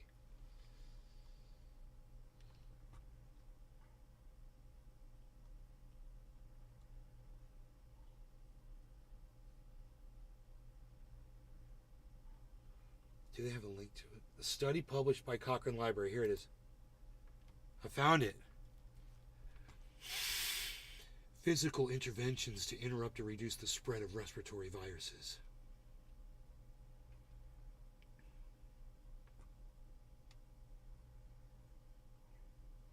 We search Central PubMed Embase trials registered on with backwards and forward citations in the new studies.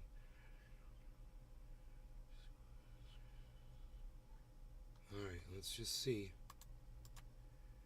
We're gonna send it to our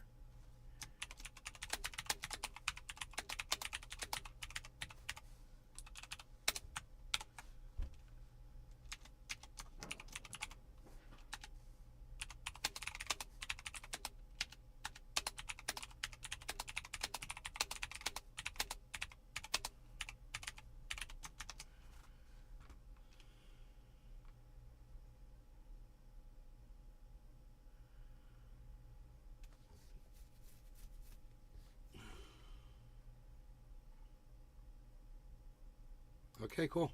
And we'll see if either of them decide to respond to me on Twitter and say they're going to cover that. Maybe one of them's already making a video about it. I wouldn't be surprised. I feel like it's something that people need to be talking about.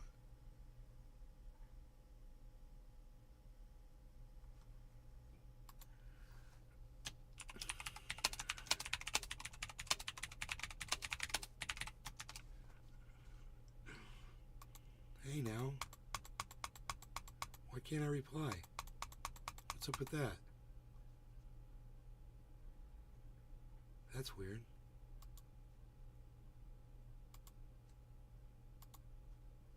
That was weird.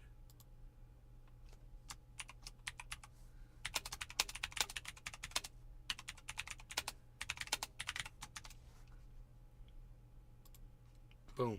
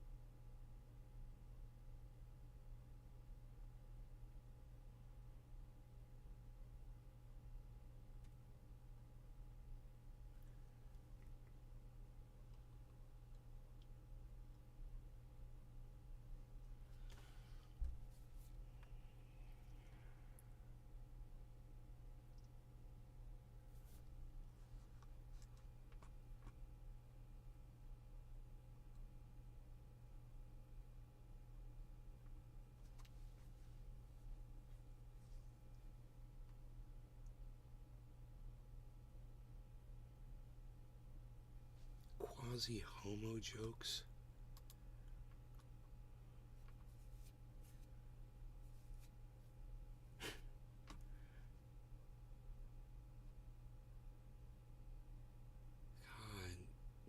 Is everything now off limits? God, dude, it's like, what the fuck, man? The guy can't even defend himself. What's going on with Graham and Jimmy Dore? Oh. We may have touched on that. But, are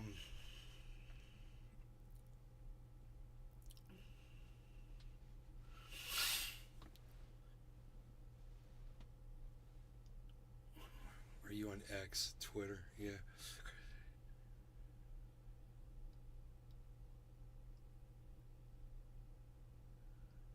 It sounds like the old studies just remasked to look professional. Oh, nay.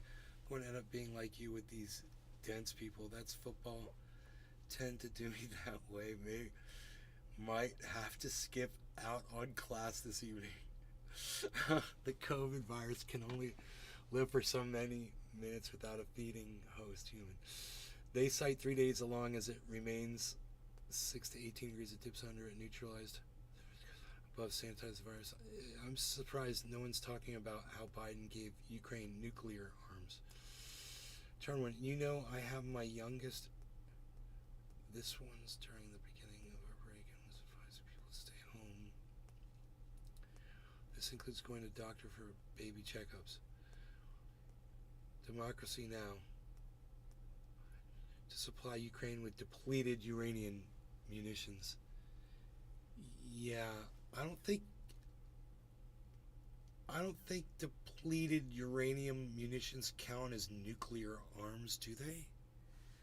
I thought nuclear arms were I don't know, shit that blew up. Maybe I'm wrong.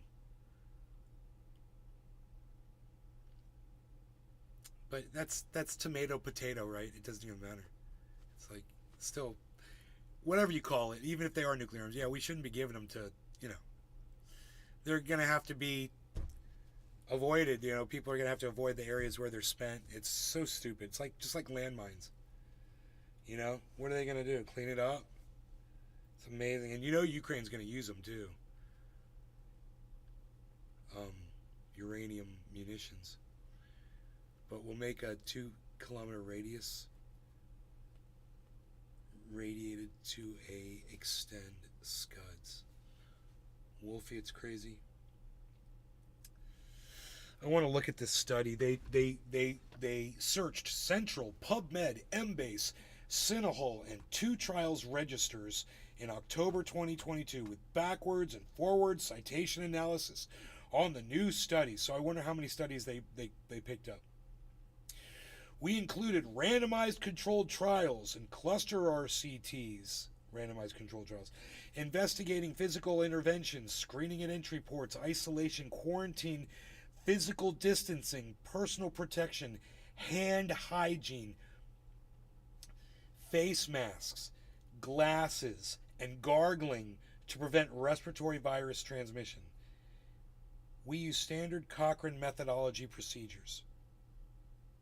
Main results. We included 11 new randomized controlled trials and cluster randomized controlled trials with a total of 610,872 participants in this update, bringing the total number of randomized controlled trials to 78.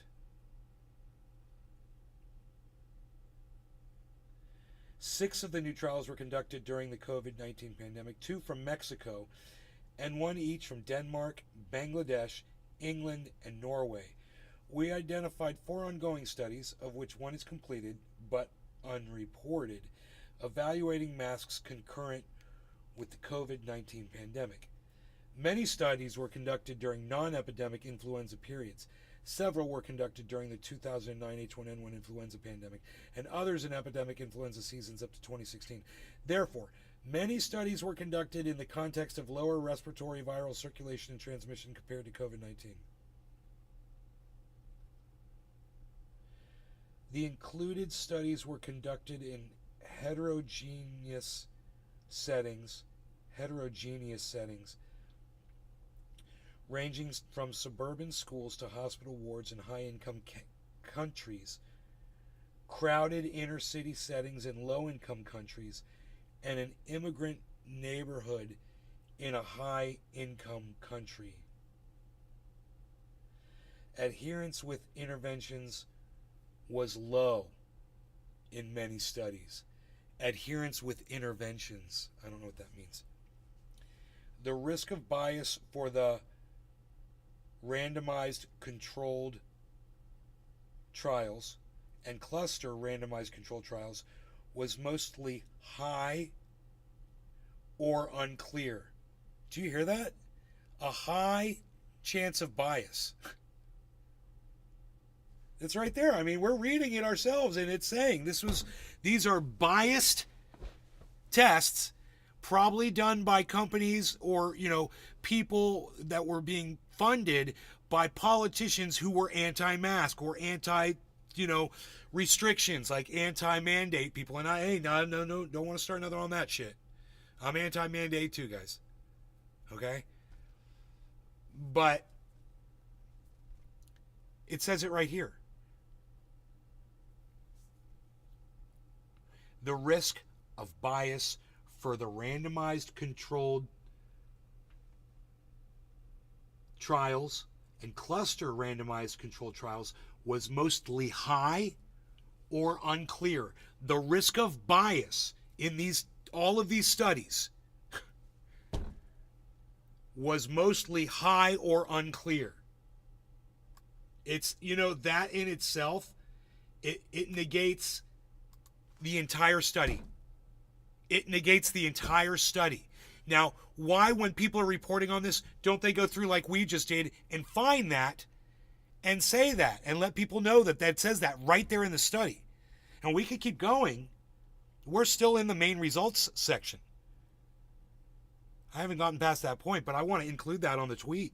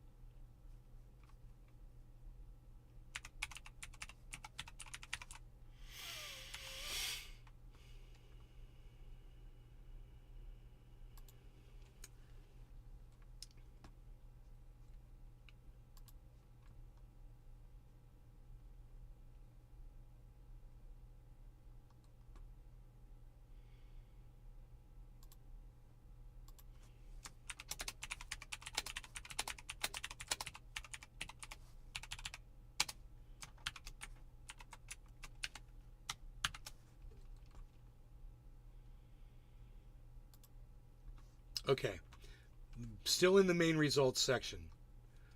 Medical surgical masks compared to no masks. We included 12 trials, 10 cluster RCTs. Those are what we just discussed. Those are random controlled trials, right?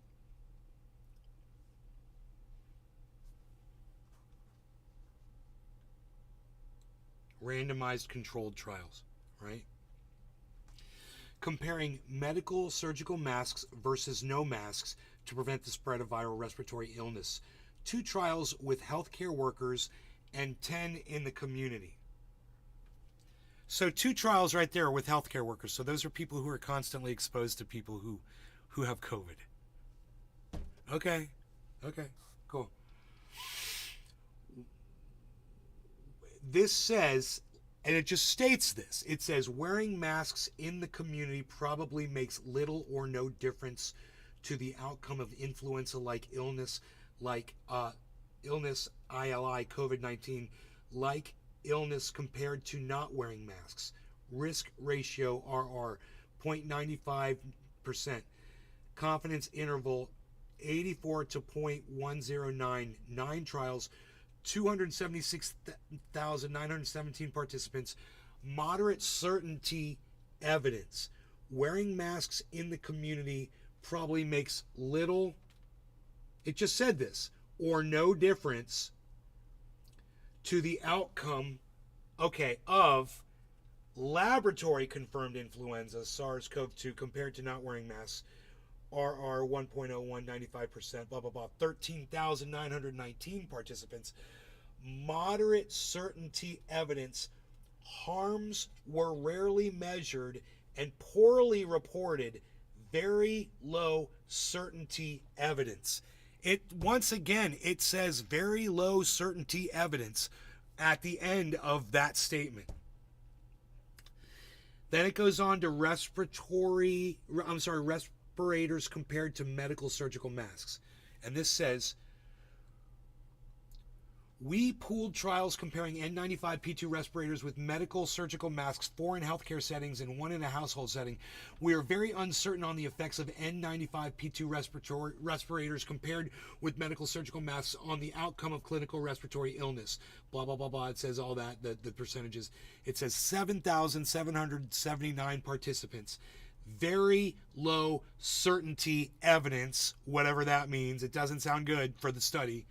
Then it says N95P2 respirators compared with medical surgical masks may be effective for ILI. 8,407 participants. Low certainty evidence. Evidence is limited by imprecision and heterogeneity for these subjective outcomes. I have no idea what it is I just said. The use of N95P2 respirators compared to medical surgical masks probably makes little or no difference for the objective and more precise outcome of laboratory confirmed influenza infection.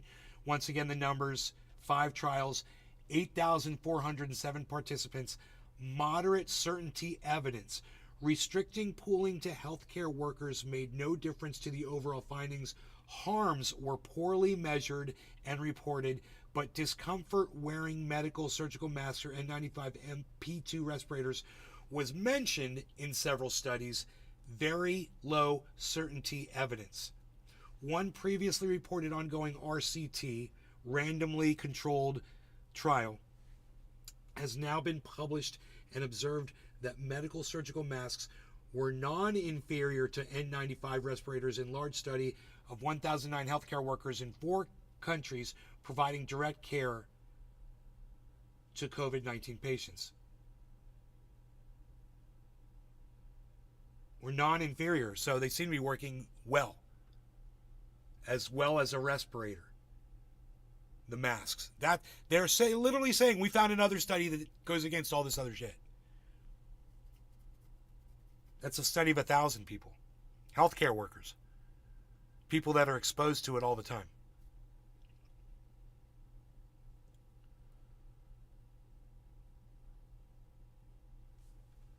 Have you tried Discord? I've got a Discord server.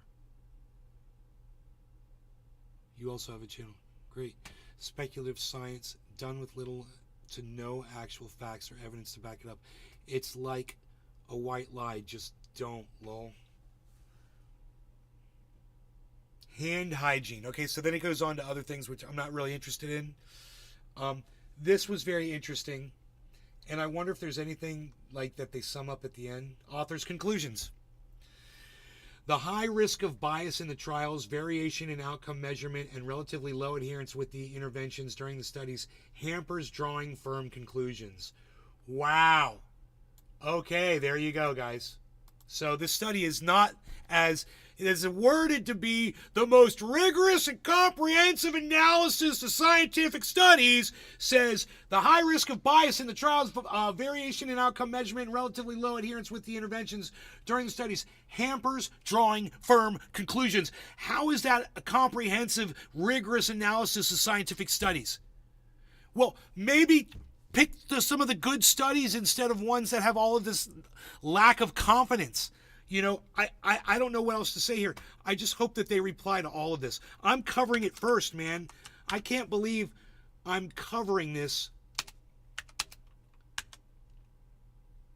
before I've seen anybody else cover this.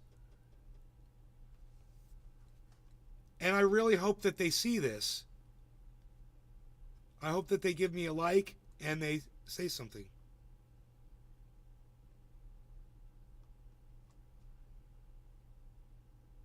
Debunk the Funk has already responded, guys. Oh my God.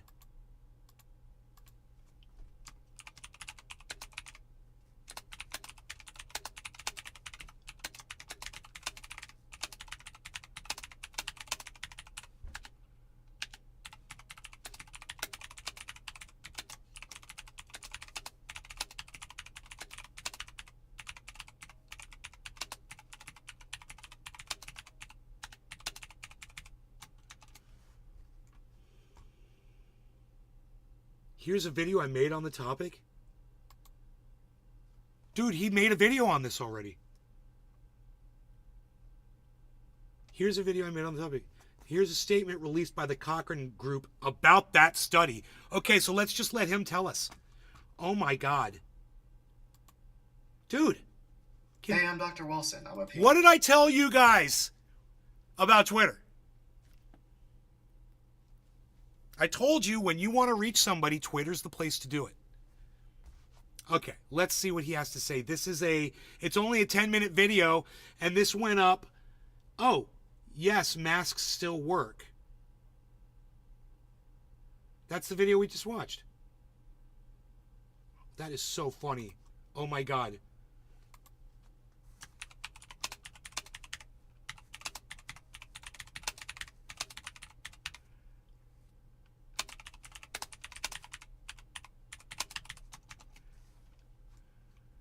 Oh my God, we just watched your video that you linked me. That's so funny, man. So let's go straight to their report here. Statement on physical interventions to interrupt or reduce the spread of respiratory viruses review. Holy shit. The Cochrane Review, Physical Interventions to Interrupt or Reduce the Spread of Respiratory Viruses, was published in January 2023 and has been widely misinterpreted.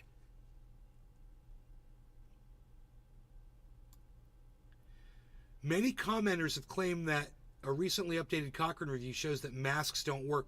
Dude, let's read. My voice is going. Let's let this thing read it to us. I can't believe this. We are all over this, guys. Thank you. Shouts out to Debunk the Funk. Thank you, bro, for giving me this link so we can all check this out. Cochrane. She 30 said, years of she evidence. said Cochrane. Trusted evidence. Informed decisions. Many commentators have claimed that a recently updated Cochrane review shows that masks don't work, which is an inaccurate and misleading interpretation. It would be accurate to say that the review examined whether interventions to promote mask wearing helped to slow the spread of respiratory viruses, and that the results were inconclusive. Given the limitations in the primary evidence, the review is not able to address the question of whether mask wearing itself reduces people's risk of contracting or spreading respiratory viruses. Wow.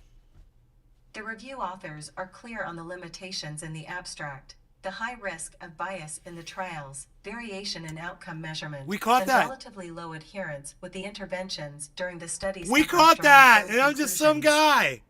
Adherence reading in this context science refers to the studies. number of people who actually wore the provided Look. masks when encouraged to do so. When you guys are, please, when you guys are presented with some kind of information and it really feels good to you, you know, it really feels good, like, you're like, I'm gonna go with that, yeah. At that point, go and just do what we did. If there's a link to a study, go find the study and just read through it.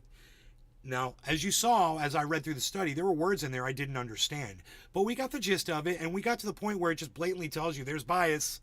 There's a lot of bias. Oh, and there's studies that we found that actually they negate all the other stuff that we're trying to portray as the title of this, you know, the most rigorous. Oh boy. And we found another study that I don't think was included in this study. So as part of the intervention, for example, in the most heavily weighted trial of interventions to promote community mask wearing, 42.3% of people in the intervention arm wore masks compared to 13.3% of those in the control arm.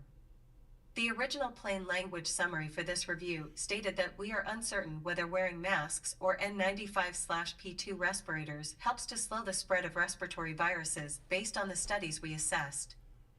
This wording was open to misinterpretation, for which we apologize. While scientific evidence is never immune to misinterpretation, we take responsibility for not making the wording clearer from the outset. We are engaging with the review authors with the aim of updating the plain language summary and abstract to make clear that the review looked at whether interventions just beat the to wall promote down mask until he wearing help to slow the spread of respiratory viruses. punch through. Read the Cochrane review. All right, there it Physical is. Interventions to So, the very publisher who presented this study had to do a retraction. I've never seen that before. It might be a common thing. I don't know, but there it was, and it's a beautiful thing. And I'm going to put that out there as well. It's great. Thank you so much. Thank you so much, Dr. Wilson. Thanks again.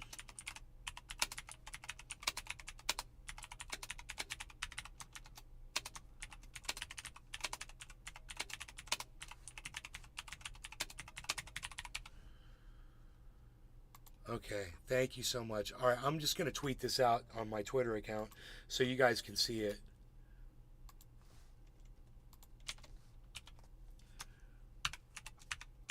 Rigorous.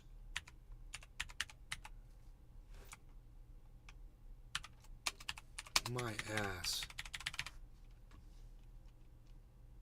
Did I spell rigorous right?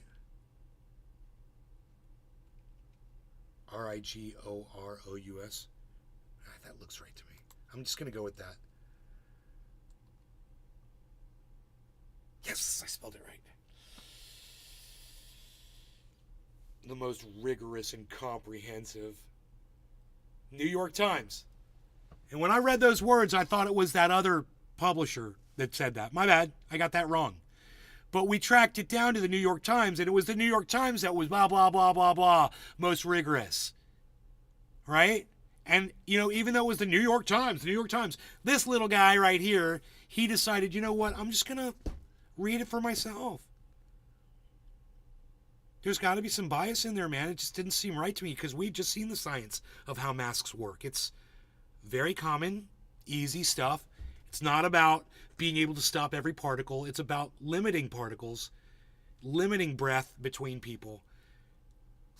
It kind of helps you social distance if you're not socially distancing, It cuts back. And that helps save lives. And that's it. Yeah, you could say it helps dwindle down the pandemic, and if everybody did it, that would be great. We could probably knock the shit out if everybody did it and everybody social distance, but we're not gonna. So, those of us who've got something to lose, we got to protect ourselves. Those of us who don't have 2 weeks to fucking lie in a bed writhing in pain, those of us who might have some kind of an illness that would possibly cause us death if we contracted it, or we had an elderly person living in the house with us that we could pass it along to,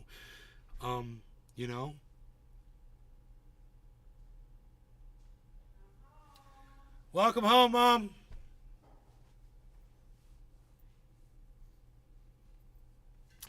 So, my mom's home. Everybody get in line. It's not an anything goes show anymore. Just doing my show. Where's Michelle? She's home. You took her home? I thought she was going to stay until Sunday. No, she home. She all right? Yeah. Are you okay? Yeah. No problems? Nope. Okay. I'm going to go change. All right. Thank you. You're welcome.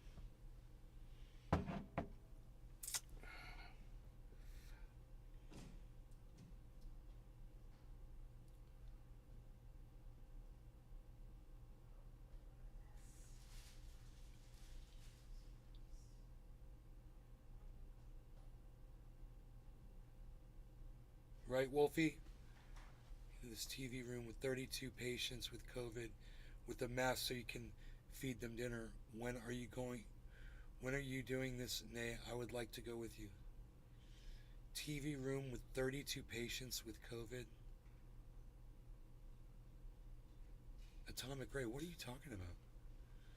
Stop TikTokers from licking toilet bowls, etc.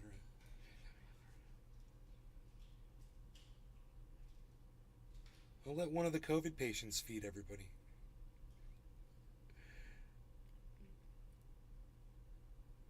TikTokers are licking toilet seats. Gang gang. Roses. Roses. Roses. Gang gang. Gang gang. I saw somebody put one of those up, dude, a little funny video about that shit. Oh my god, that shit was so funny. It's like 100 years from now, mankind will probably have flying cars. Gang gang, gang gang, roses.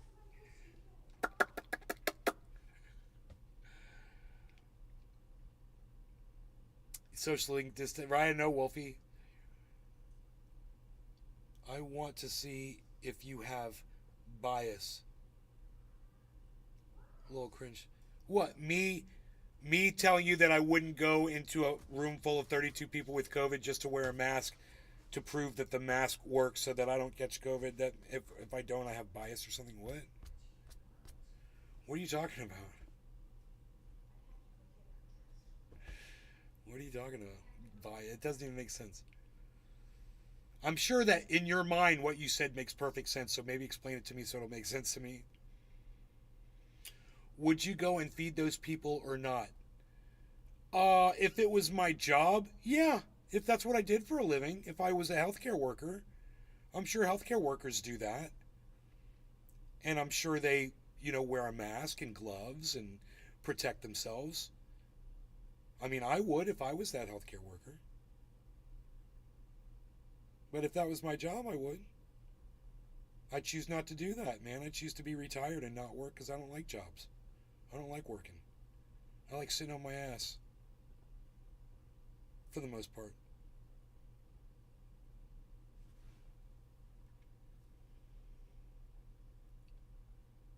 Real life is what I'm talking about. We don't live in laboratories.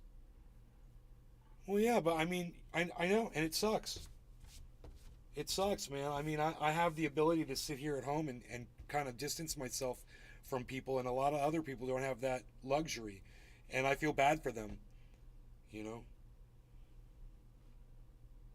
You're telling me that I've got some kind of bias or something because this is the way the world works? I don't understand your point. How come you're coming down on me for the way shit is? And somehow this is my fault. Well, because I'm retired, I have job bias? Dude, does anybody not have job bias? Are you a fucking idiot? Do you see what you just said to me? Oh my God, Ray, you're not even listening to yourself right now. I mean, fuck your job, fuck your boss. Don't you wish you could retire? Don't you wish you could win the lottery and tell your boss to go fuck off? Do you know how many people hold that sentiment, dude? I mean, it might not be you. I mean, maybe you have a loving relationship with your employer or your employees. Me, I just assume not play into the system, bro, if I don't have to. Why do what society tells you if you don't want to? And you can get away with not doing it. Lol, you sit on your ass. Wow, you do so much work around the house. Yeah, I do a lot of work. I do work. Never blamed you, just calling you out on your bias. What do you mean bias? What am I biased against? You're telling me I'm biased against people who've contracted COVID? I don't get it. I do not understand what you're trying to say. What's my bias? What am I biased against?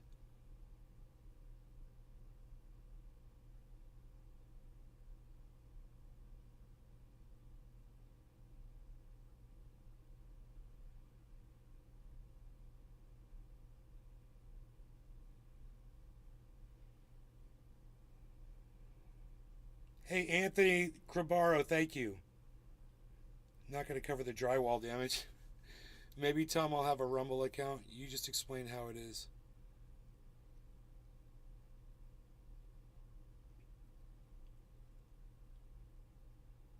Don't live by those results.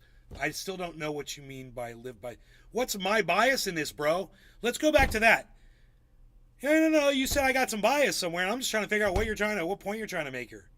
This is just like some other person trying to, make some claims about me that didn't make any sense the other day. And I'm like, what do you mean? What am I being biased against? I'm just, let me know what you're talking about.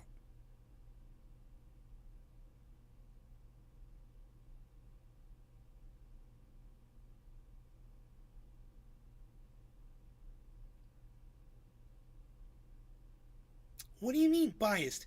Biased how? What, like the way I talk is biased? What, like the way I dress is biased?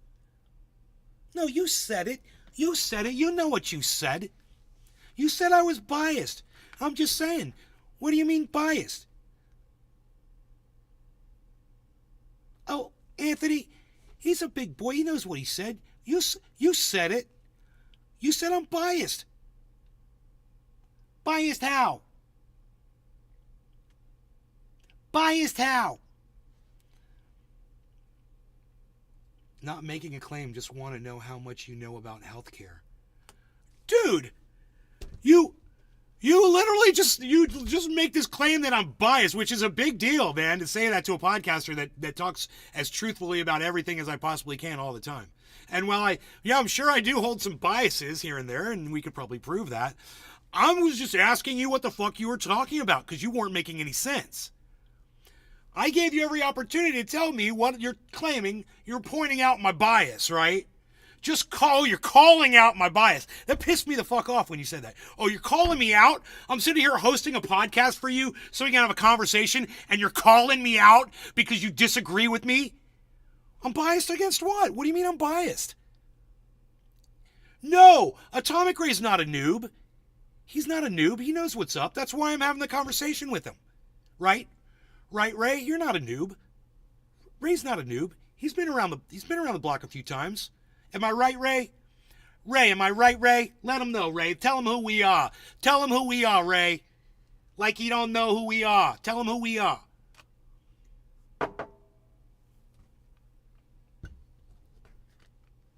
Token Tony's, he's like, really, Ray?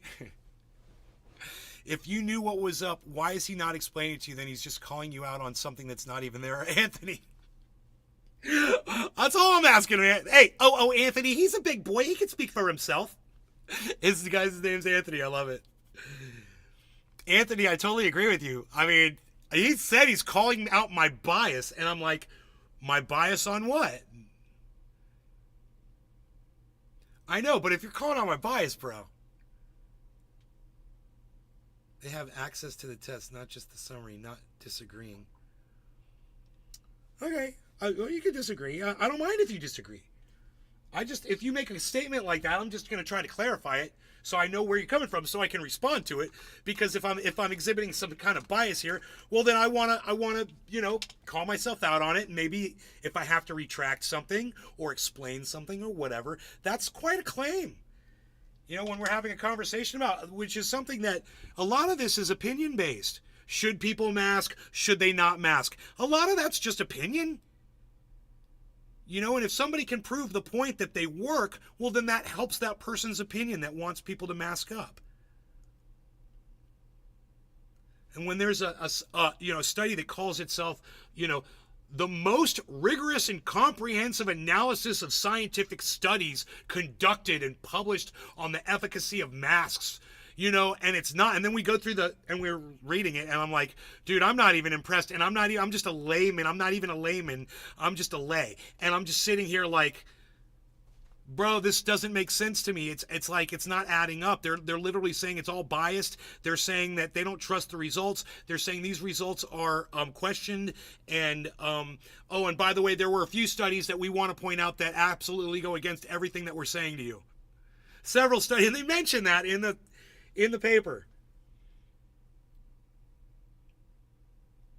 You know, someone needs a dab. Stat! Mustard gas, mustard gas. Look at that guy smoking mustard gas, mustard gas. What is it? Mustard gas. Who knows? Mustard gas, mustard gas. Everybody wants to see mustard gas. That's mustard gas. Mustard gas. No law regarding... No, I don't say that yet. I gotta heat this up first. I'm going old school. I'm going old school, baby! You think there's a dab left in there? You think there's a dab left from the last one?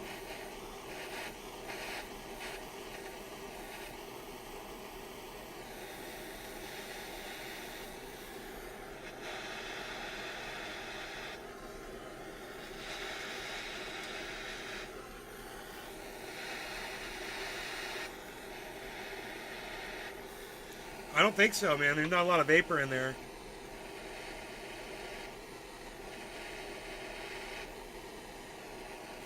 I want to give it a taste, just to see it taste.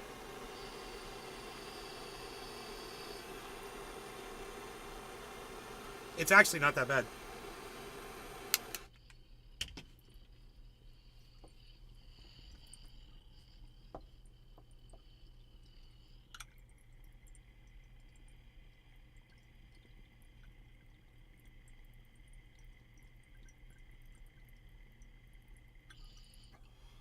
Wow. That was a hell of a hit. Just about what was already in there. I didn't even use my dab. Oh, and it tastes buttery still.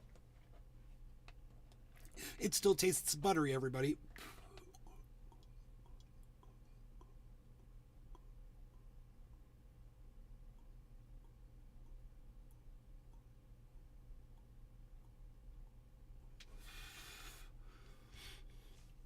Ooh, that got 2 likes, dude. Who liked that? Who's liking my stuff?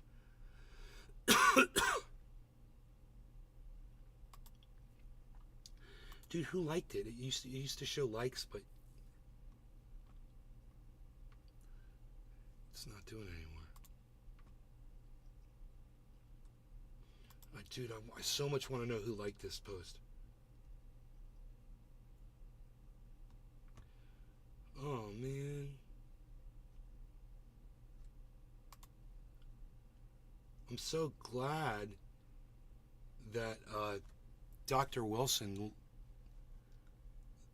responded to us so quickly on Twitter. That was just so unexpected. I figured, tomorrow we might hear something back. He's good. Dr. Susan Oliver, she has liked my either replies or something to her before. So she's engaged me as well.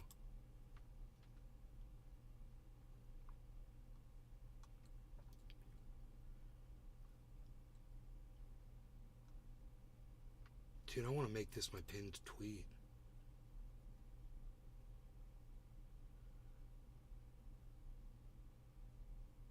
Embed post. Huh. It's his tweet, so I can't do it unless I retweet it, maybe. If I go to my retweet of it, I can pin it, I bet. Profile. Here. No. Here, I want his repost. Oh, I can't pin my repost.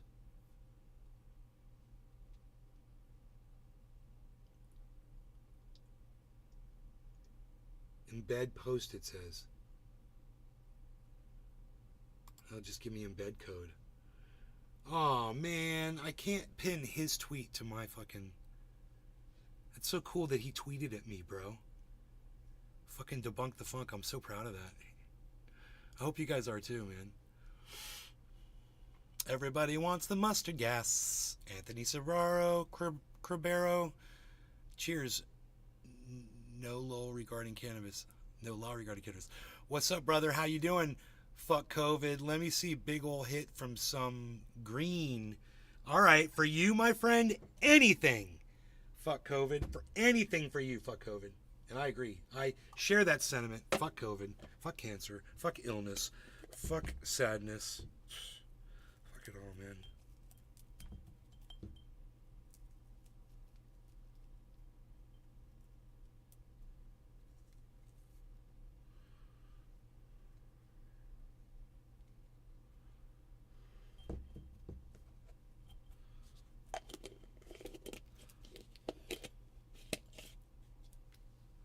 All right, no law regarding cannabis. Cheers, everybody. Mandy Carlami. Hey, Mandy. Wolfie. Mass studies are biased. It's weeding out the crap to make sense of it all. Lol, all I hear is cops kicking down my doors now. Cheers to that, Nate. Atomic Ray. My best practitioner's opinion. Masks don't work the same for each person. That alone makes the study biased. That is why it is a study by practitioners. Got you, Ray. Wolfie. One guy in my town actually got arrested for trying to sarin gas a outing recently. Sarin gas. Oh my god, dude. Not telling. Cheers. Token Tony Z. Hey, not telling. Mandy Carlami. Munchies incoming. Lol. You sound like Grandpa. Not telling. Token Tony Z. Where the hell did he get that from? It is not letting me share you on Truth for some reason. I did on X. Mandy Carlami. What? Where's your grandpa? Okay, I'll share this to Grandpa. Don't worry. I'd love to send this to Grandpa for you.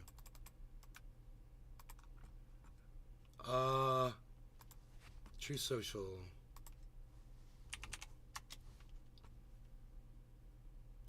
Grandpa.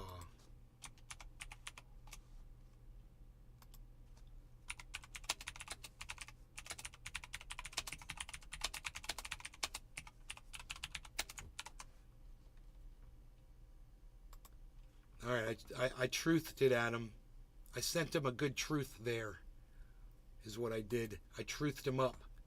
We got truth. We got truthy with it. We got a little truthy. Hold on. Hey. Now, I want you to see how messed up other podcasts are. Okay? So oh my God, wait, this is from 7 months ago. Watch this. Robbie, what's on your radar today?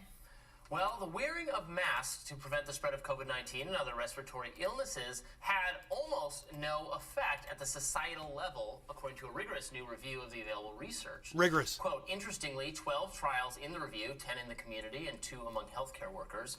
This is the same study. So this study came out months ago, and he's talking about this 7 months ago. And listen to what this guy says. I'm trying to pull up his camera right now, so give me a second.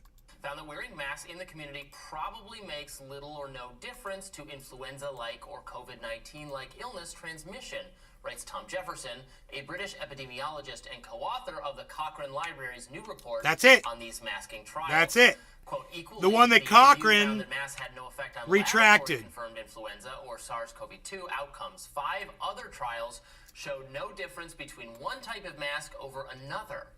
Now that finding, it's significant given how comprehensive Cochrane's review was. The randomized control trial. Yeah, but hey, bro, why won't you just say, I'm just kind of curious, why won't you just say to your audience, why don't you mention all the bias or biases, I don't know which that would be, that are listed in that report? Isn't that weird how people that have these narratives, they're just going to tell you one thing and not tell you the whole truth? Trials had hundreds of thousands of participants and made useful comparisons. People who received masks, and according to self-reporting at least, actually wore them versus people who did not. Other studies that have tried to uncover the efficacy of mask requirements have tended to compare one municipality with another without taking into account relevant differences between the groups, what the vaccination rate was, for instance. This was true of an infamous study of masking in Arizona schools that was conducted at the county level. Those findings were cited by the Centers for Disease Control and Prevention as reason to keep mask mandates in place. Now, quote, comparing Pima and Maricopa counties is a pointless way to study masks because the people are fundamentally different apart from masking, notes Vinay Prasad, an epidemiologist. Okay, that's important. You're asking me if I like following rules. Did the study have their COVID patients pull down the masks to eat?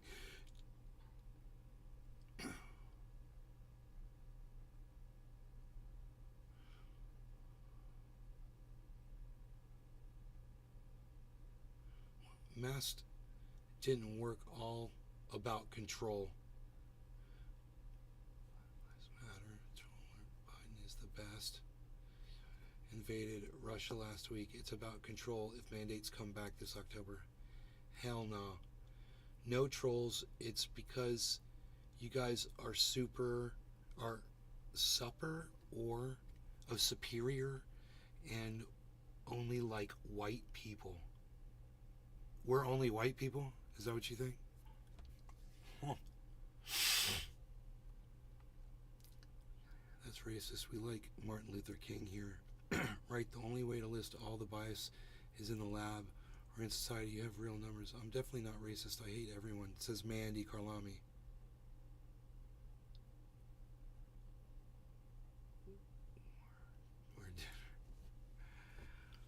That's superior. Anyway, I'm smoking a bong rip. Maybe dude will chill out. Do you guys support Black Lives Matter? Jalen Wilson. I don't know how many people in my audience are going to tell you that they support Black Lives Matter, but I've always supported. I've written my own bill to end police brutality. So you tell me if you think I support Black Lives Matter movement. What do you think? I literally wrote a bill and submitted it to the United States government, to the federal government, to end police brutality. I wrote it back in 2014. So you tell me what you think.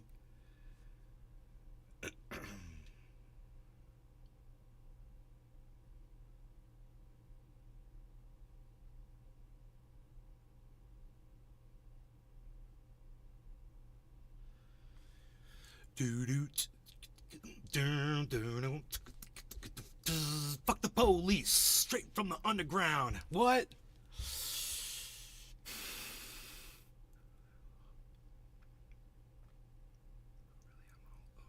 Killed Tupac and all, and no, I don't. It's about not money and helping black people. It's down pushed, token you on meth. They almost had me on charges of illegal possession of cannabis. We call it cannabis.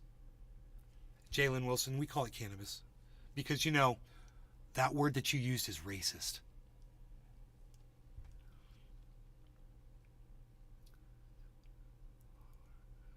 Tried pulling me because I'm black. Hell no, cannabis, bro. I support the Black Lives Matter movement, not the hateful racist organization. So, we sympathize with you. Jalen Wilson, we sympathize with you. Are you like related to Dr. Wilson?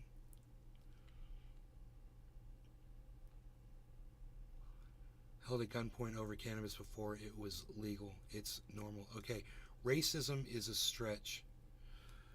No law regarding cannabis. Cheers, everybody. Oh boy, these accusations, they just come flying from all over. I say it's an all, no holds barred video. You guys, whatever's on the table, whatever you want to bring. So we ask for it. Cheers.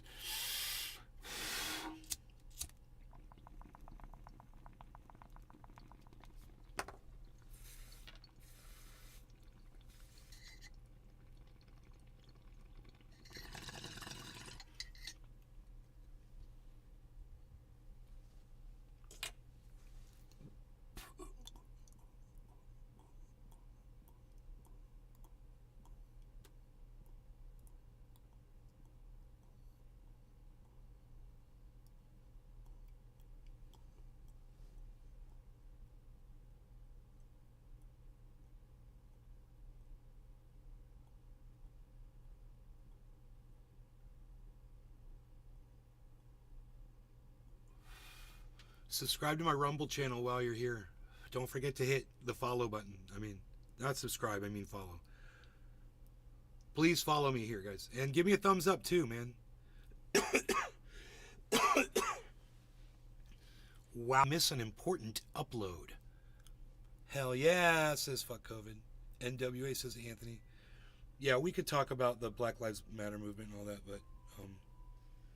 Hey, bro. Hey, Cyber Reload. What's up, buddy?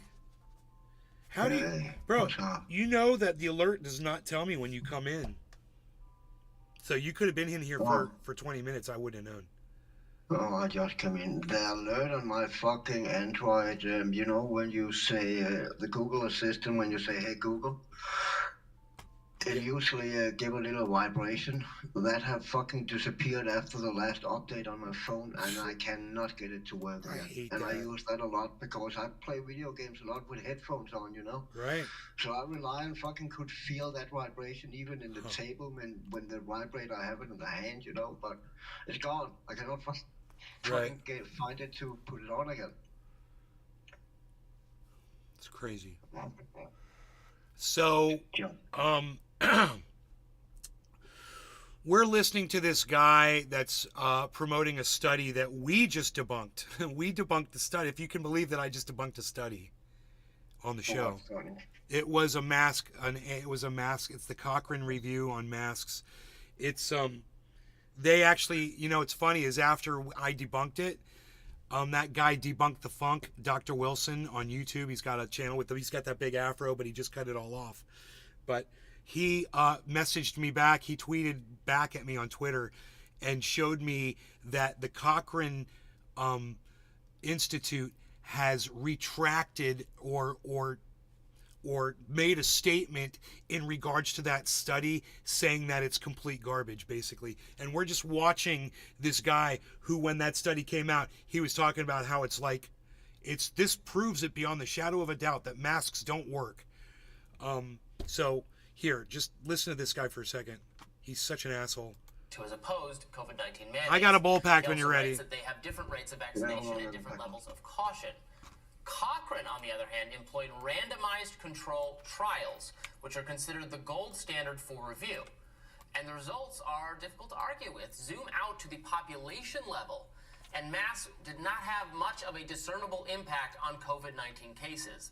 The pooled results of RCTs did not show a clear reduction in respiratory viral infection with the use of medical or surgical masks. Right. He's using that big old RCT, and now all of you guys know what RCTs are. Randomly controlled trials that were all said to be highly or questionably biased. Every single one of them. He doesn't mention, he's funny, he saw the RCTs, so he saw that it was biased, because we all saw it too. It was right underneath it. The authors. There were no clear differences between the use of medical, surgical masks. I still have the study up right here. N95 respirators in healthcare workers when used in routine care to reduce respiratory viral infection. David Zweig, a writer who helped call attention to the flaws in the Arizona study and has been interviewed on our show many times, notes that these negative findings I'm just pulling up this one thing to show everybody, while individual mask and then I'll be ready. Might get some benefit for a while if they consistently, perfectly Here's wear the masks. study, guys, This doesn't and here's comport the with statement. aggregate experience. According to Zweig, even the most ardent mask supporters who want to wear them properly fail to do so, and as this study and others illustrate, even when masks are required, they're either not worn properly or not worn at all by a significant number of people. Zweig quotes Benjamin Recht, a statistician at UC Berkeley, who says, at this point, I doubt any study will change anyone's mind about masking, but the one consistent finding of all of the randomized studies is that the effect of this intervention at the population level is vanishingly small. That's not true. And look at what it said in the study itself. It literally said the risk of bias for the randomly controlled trials and cluster randomly controlled trials was mostly high, like Cyber and I are about to get right now. They were biased studies. People, were paying for them that wanted certain results. Cheers, Cyber. No Organic Cannabis. Cheers, Anthony. Everybody in all the chats. Billy Bong Thornton, Mandy Carlami, Not Telling, Wolfie, Jalen Wilson, and everybody else that's here right now. It's Josh G. Cheers, guys. Cheers, bro. Cheers, everybody.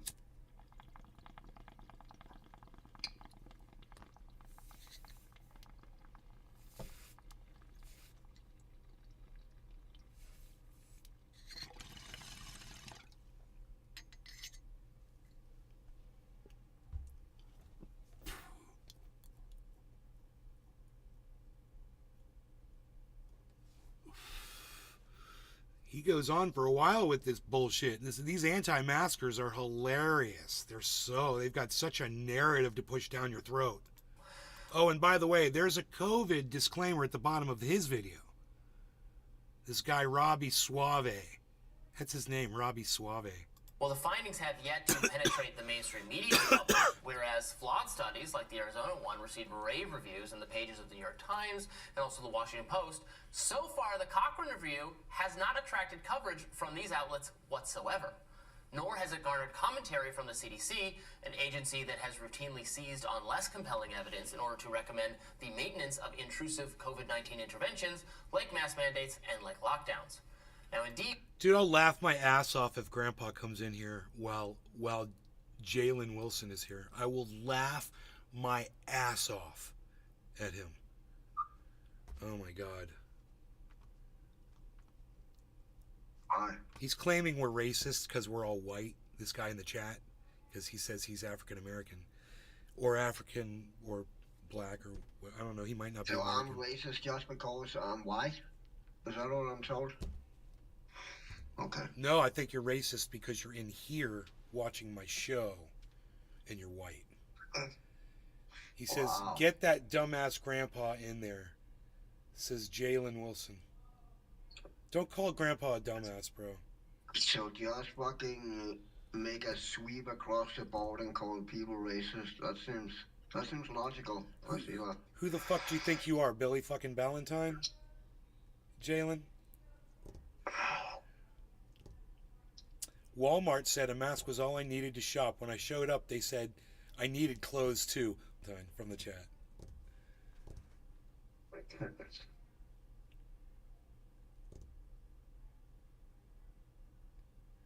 The other guy sounds like a communist? Really? Really? My friend Cyber Reload sounds communist? Oh. You know so little, dude. Dude, right? You know little about me, apparently. Oh my God. That's funny, dude. Oh my God. Hey, don't about with your violent threats. That I don't like that. So stop that. Be nice. Why are you saying that? Because I'm black. I don't know if you're black. You could be anybody on the internet pretending that you're black. We don't know who you are. Well, yeah. That makes no sense, dude. Billy Von Thornton just said to Jalen, he's like, Jay, are your parents aware 2 wrongs don't make a right? You're saying it because you're black. I smell bacon. Jay, your username sounds like it was based off communism. Jalen Wilson. Wolfie, that's white as fuck. How I tag Grandpa, lol. Mandy Carlami. Oh, you tag him with this. They take a link to the show, which I'll give you in the chat. Copy this, and you can truth it at Grandpa's Truth Social. WH Grandpa on Truth Social. Or you can go to my truth and just retruth it at him. That would be easy. Just retruth it at WH Grandpa. This other guy is communist. Whatever you say, I am Billy Von Thornton. Why are you still calling Cyber a commie, bro? What is wrong with you? You don't even make sense. Dude, we used to game with a guy named Commie. Remember him, bro? Remember Commie? Oh my God. Dude, fucking Commie. Holy shit. That's why CCP is on my back. That's because I'm just a commie. Right. Sounds like a communist. Sounds like a genius. Would you please define communism for me? Galen, Do you even know what it is? What is communism? Define it. I want to hear you say what communism is.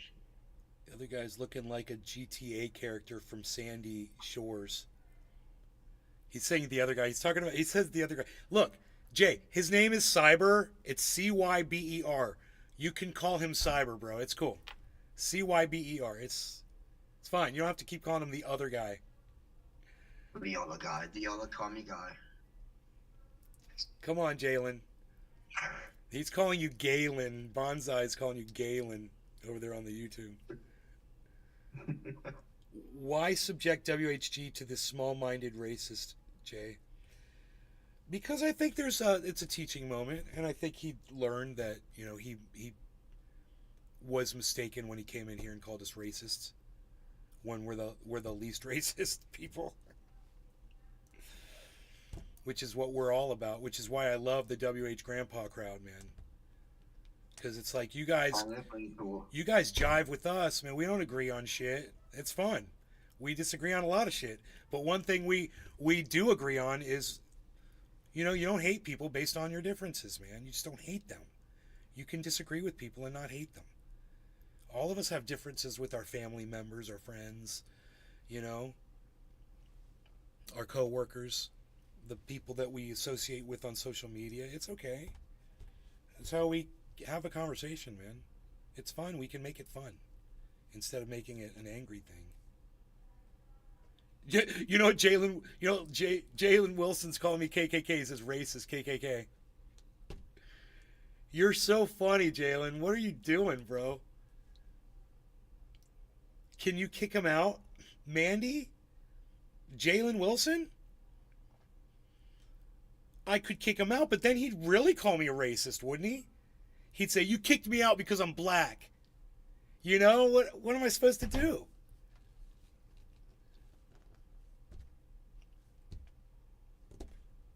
You know, you're accusing us of horrible shit, Jalen. It's like you don't even know who we are.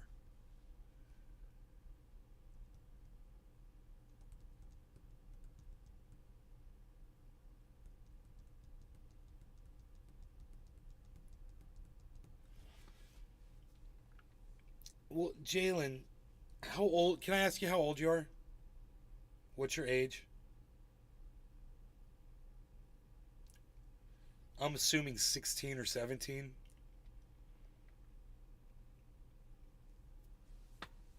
What do you think?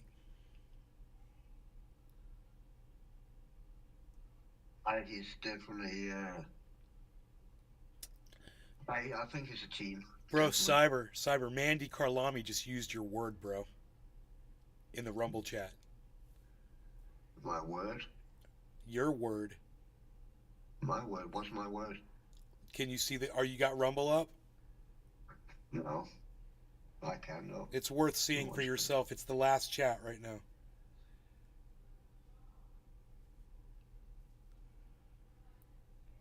No, second to the last chat now. Third to the last chat. I'm 42 and no. Jalen, this is, I see. It's your word, bro. My word? What's it my word? I'm confused. What Mandy Carlami said, her second to the last. Yeah, I see. Yeah, I was looking at Jay Whalen. Yeah, I see it. That is your word. That's my word. That's right. Stole my word. I think he's offensive and disrespectful. A lot of people start using that, so I started saying S-word. But that never caught on. Okay. Yo, Jalen Wilson. Listen, I'm gonna throw something at you. You let me know what you think, okay? Look, do you think from here on out you could be respectful towards everybody in the chat and chill with us and have a conversation with us without being, you know, trollish?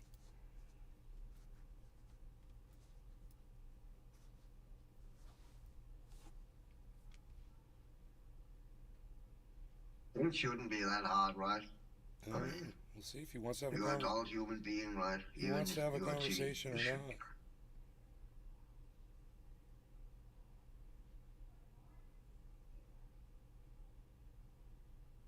Wow, remember I just told you my Google, my Hey Google stopped vibrating? Yeah, you told me. Oh, I'm so fucking fritzed about that. I see right now. I'm thinking of looking up on it. A lot of people are fucking bitching about it. Jalen, how old are you? Just out of curiosity.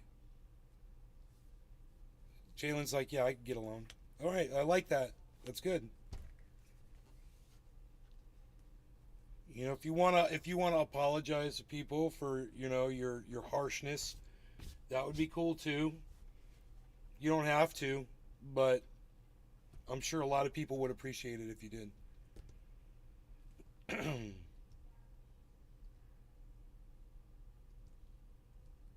Oh, I got it, dude. I nailed it. He's 17.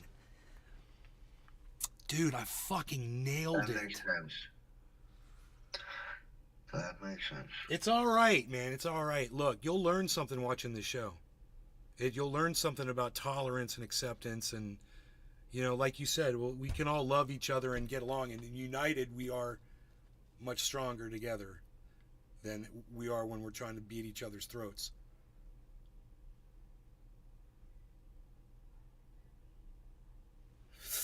But I need you to know I have to block you because you're underage. So it was nice seeing you. No, I'm kidding. You're like, dude, I'm gonna be 18 in 6 weeks, man.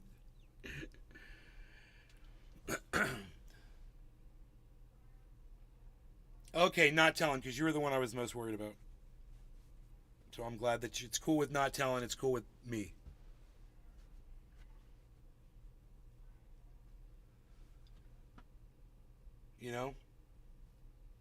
You're learning at a much younger age than I did. That's for damn sure. You're 19? Wow, you grew fast. What are you, a time traveler? Or did you mistype? You mistyped when you meant to put 19, but you... Now you're going to say you're 21?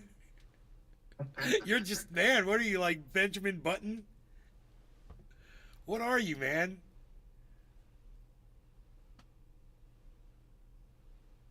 Yeah, whatever, dude. Why don't you get off my mom, bro? I just got off yours. That's what your mom said.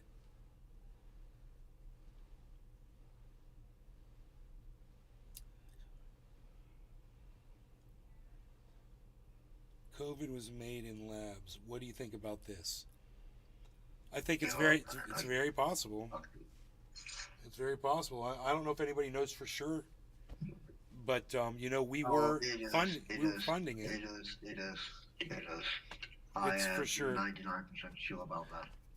Cyber's 99% convinced. Yeah. I mean, it's not for fun that, first of all, they didn't want to tell anyone, and it fucking came from that lab in Wuhan, 100%. 99%, not 100. I'm pretty sure about that. Especially when in mind with that guy from WHO fucking defended China, said there was nothing going on, that Peter Balsack or whatever his name is, Balsack, he had personal investment in that Wuhan laboratory, and he spoke out for the longest time. There was no threat there. They have everything under control. It was first when everything came out he turned around on that shit. So I think it is from there. I literally think it only makes sense in my mind.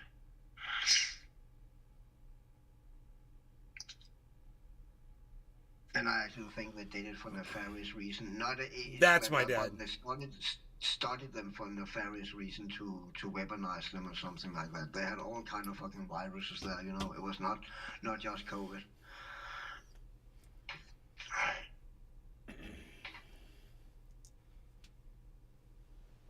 Does your phone still vibrate when you say, "Hey Google"?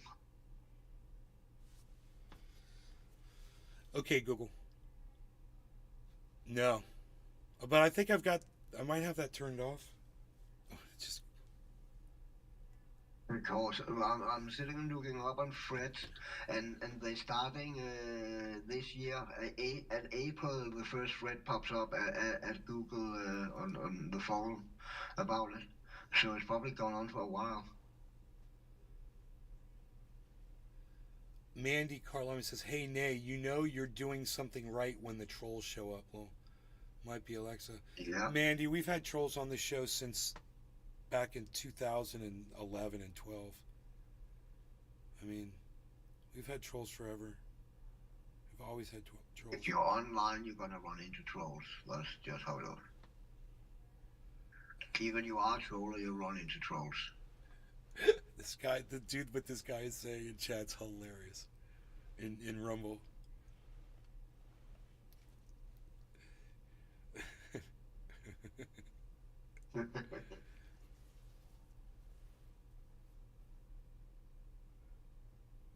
Yeah.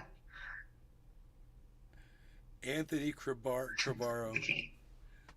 Anthony Crabaro is literally repeating what the troll said in the Rumble chat. Oh, Anthony, I know what he said. He's a big boy.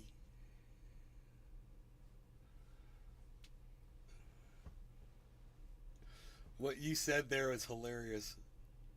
That was quite the statement. It's quite the statement.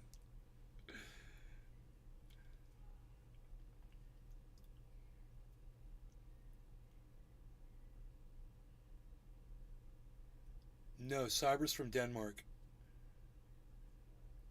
Hey, be nice to Mandy. Full-born Viking. Well, you don't have to be mean to people to argue. I mean, and if you want to learn to debate in school, that's cool, man. I totally support you in doing that. It makes you smarter and quicker with, when you're having discussions with people, and there's nothing wrong with that.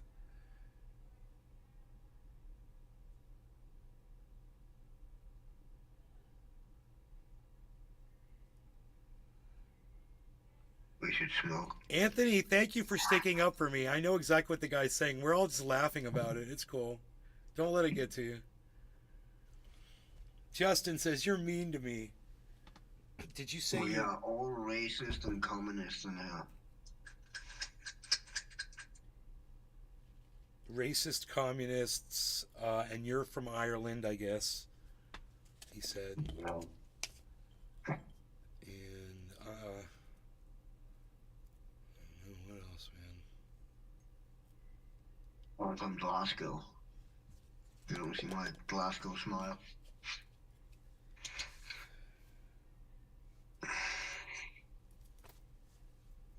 It's fucking annoying that it stopped fucking vibrating. Exactly, Wolfie.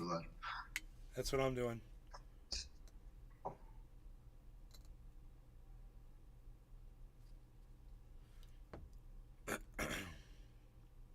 I'm ready. It is 420. Yeah, I'm ready when you are. It is 420. I'm ready.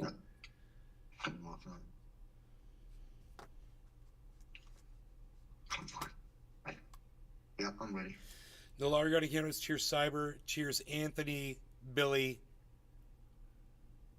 and all of you in the Rumble. There's too many to say. Cheers, guys. Cheers, bro. Cheers, everybody.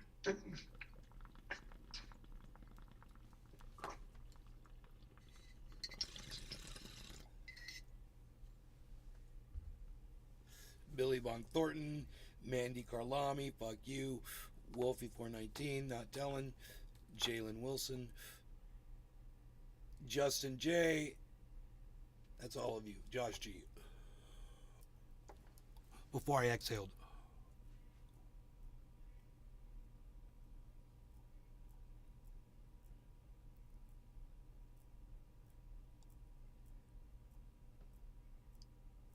Whatever. Let's hear what the rest of this Robbie Soave has to say. While mask mandates are no longer a typical part of American life, there are still enclaves that require masking. Some U.S. schools have kept mask mandates in place or brought them back during flu season. Within the nation's capital, George Washington University still requires masks in classrooms. But if following the science means updating one's priors when new evidence becomes available, then institutions that require masks should finally concede, 3 years into the pandemic, that indefinitely forcing them on unwilling people, especially children, is not a defensible strategy. So for any lingering government requirements, let this please be the final and... We saw the study that Dr. Susan Oliver put up there that showed that the schools that kept mask mandates going had lower rates of COVID. It was very interesting. We just saw that on this show. So this guy, Robbie, he's just a flat-out liar. And if it fits your narrative, I get it. I understand. I just want you to see when people are lying to you. That's all. New word. I'm totally against forcing kids to wear masks. No more mandates. So this was a review of a number of independent trial studies that use this randomized control process, and it didn't turn up. If you strongly believe that masks were having a massive difference at the population level you would have liked to see in some of these studies some data to support that, and they didn't find any. Dude, The study wasn't that long. I've got it right here. They completely did find that. Can you believe he just said that? He had to have read the same study that we read. It's the exact same study.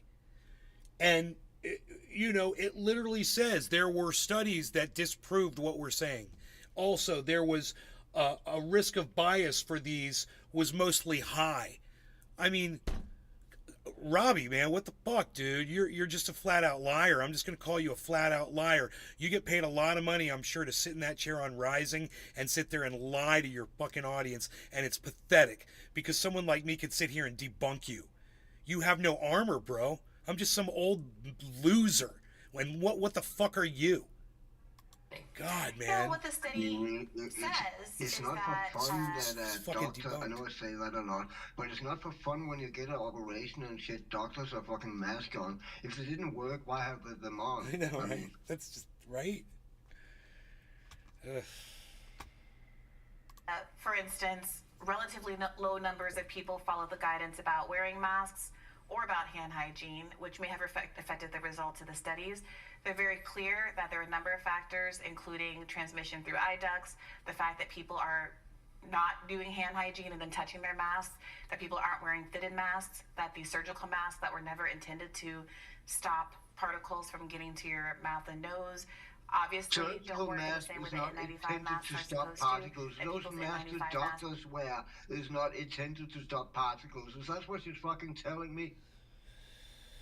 Surgical mask is not made to stop particles. Weird, Why right? the fuck are they wearing them then? Weird. Sorry, in fact. So they look like they do on TV. And fitted it on and on and on. And what the study concludes is that more research is needed, and that because I need that thing stat. The lack of compliance with the study, especially among children, the lack of evidence. I think you're completely right. COVID mask wearing among kids is not working. It's not stopping the transmission between kids. And the study notes it's because kids are the least likely group to actually be able to maintain their hygiene, to be able to wash their hands and keep their masks on and not act like kids. I think for the hand washing part, they did find some positive results for hand washing. I'm not crying. What I'm saying is we went over the study and we determined that it was explicitly biased. And a lot of people are, it calls itself a rigorous, thorough investigation. It's bullshit. Then when you go into the study, and you literally, and not just that, when you get into the study, it tells you this is highly biased. And then the publishers redacted it. The publishers put up a, not complete redaction, but put up a statement saying this is all being misconstrued. We read that too, man. So it's to hear this guy talk like this, it's annoying because the information was right there in front of his fat fucking face. On its own as an intervention. So that did turn up some evidence. I think that's so important. And one of the things that people should be stressing out of the study is how I think, yes, the CDC was negligent and government officials have been negligent and not maintaining how important hand washing is in fact. I know from personal experience, I've said this a million times on the show and elsewhere, when COVID started, I had this recognition about how certain habits that you grow up with, like wash your hands before dinner, her fucking vocal fry, I'm sorry I had to point it out. You cannot unsee that shit, folks. Her vocal fry is so fucking annoying. She literally does it at the end of every single word. Social context, I would go to restaurants, I would touch the door to the restaurant, I would get out of my Uber and touch the door, I would sit there. I forgot her name. Brianna Joy Gray. Brianna Joy Gray. Journalist or what? Yeah, she's a journalist. Okay. Yeah. She's obnoxious. And start noshing on the snacks on the table, and for some reason it just never clicked to me that I should be getting up and going to the bathroom. I mean, that's a gross admission, but post-COVID, changing my behaviors in those ways, washing my hands more diligently, diligently, hand sanitizer carrying hand sanitizer. I'm very diligent about those kinds of things, and my incidence of illness has dropped precipitously. I don't think I've gotten a cold. I mean, I did get COVID at one point after flying on an international flight, at which point I had to become a mouse at a certain point to eat over 7 hours. But I haven't even gotten a cold, and I used to be sick basically, November through February every year. So this idea that masks don't work because people aren't using masks regularly that's or part of the study. Yeah, that's. I think it's really dangerous because there are a lot of people, the mandates are gone. I think ultimately that's a good thing for civil libertarian reasons. But there's still a lot of people in this country who are very vulnerable to COVID. It just is. We talk a lot about how, it's only obese people, or it's only old people. Okay, that's a lot of people, especially in America. And I agree with everyone who says they should have been stressing vitamin D, they should have been stressing these other interventions. One of those things that they should have been stressing was wearing a mask isn't enough if you're not going to wear a high quality mask and have it fitted appropriately. And also if you're not washing your hands and doing these other kinds of things. So if people still want mandates being largely gone and good, if people still actually have a sincere interest in protecting the population, then the guidance, what we should be pushing for is for, I think, high quality masks to be distributed and made available for free, because they're not inexpensive. And moreover, that people should be getting more specific guidance about how to make sure their masks actually work. Not throwing up their hands and saying, well, because people aren't using masks properly and it's not working, we shouldn't use masks at all. Well, but it's a little bit of life gets in the way.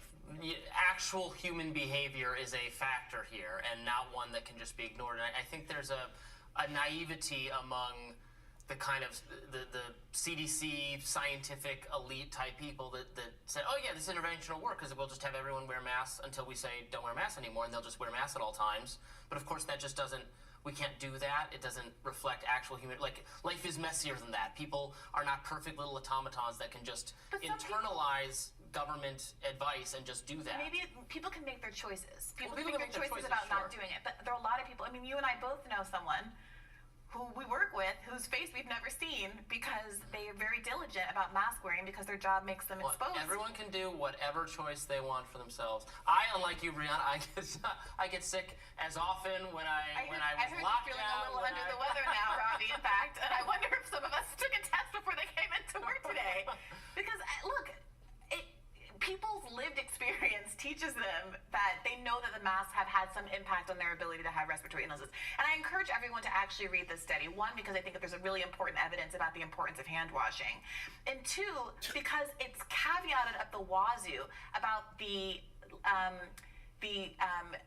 vulnerabilities of all of these kinds of studies. And it's also worth noting that these are measuring community spread. I want to see a study that is tracking 100 people who very diligently and appropriately wear masks and 100 people who don't. That's the kind of evidence I think most people, especially immunocompromised people or folks who have close relationships with immunocompromised people, really want to know. If I am actually diligent, will it significantly lower my ability of catching COVID or passing it on to someone who is vulnerable? She literally thinks a study of 100 people would be enough to satisfy her curiosity.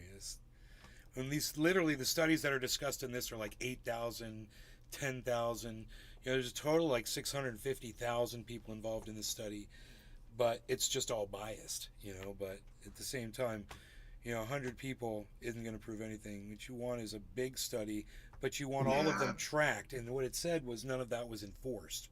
It literally says, you know, we poorly reported, very low certainty evidence. Harms were rarely measured. I mean, this is all bad for a study. You can see that's a question mark still. We don't really know that. No,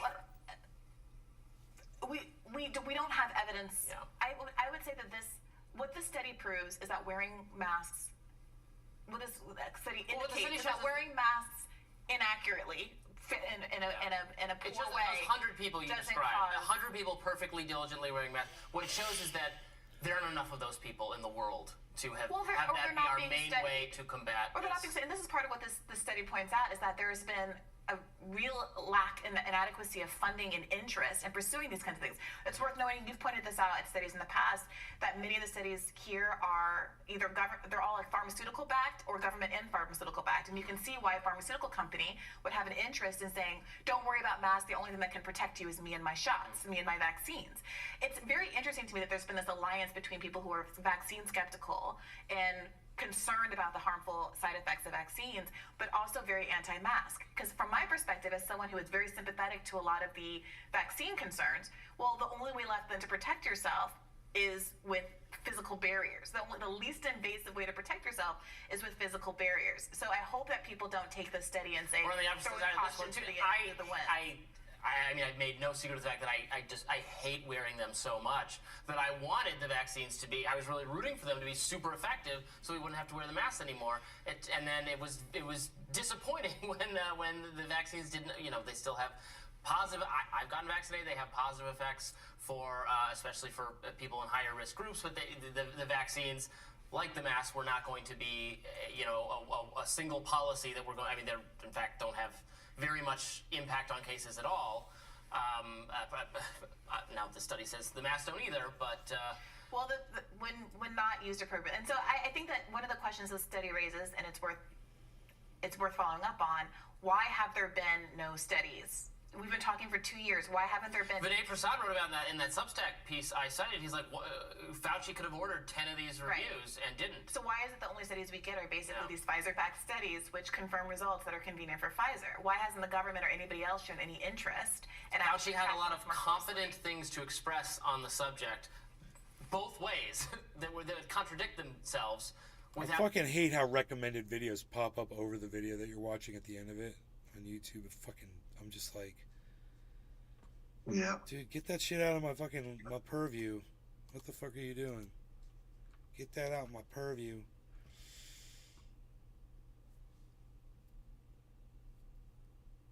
You're not going to pay. Yeah, just block them if you don't like them. Cyber, am I following you?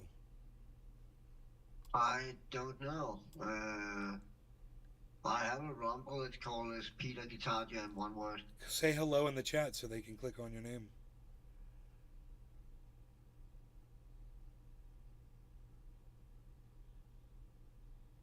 Oh.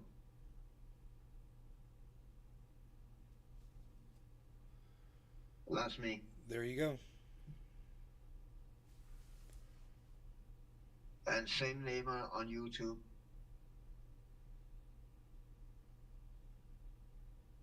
I had a channel called Cyber Reload, but it got shut down for some reason.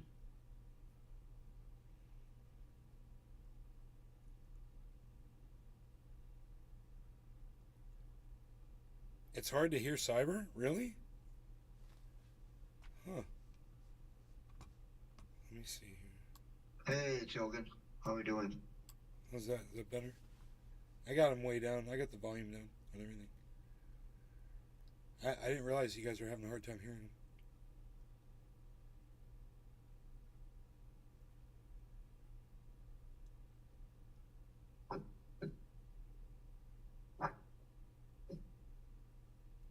Three days ago.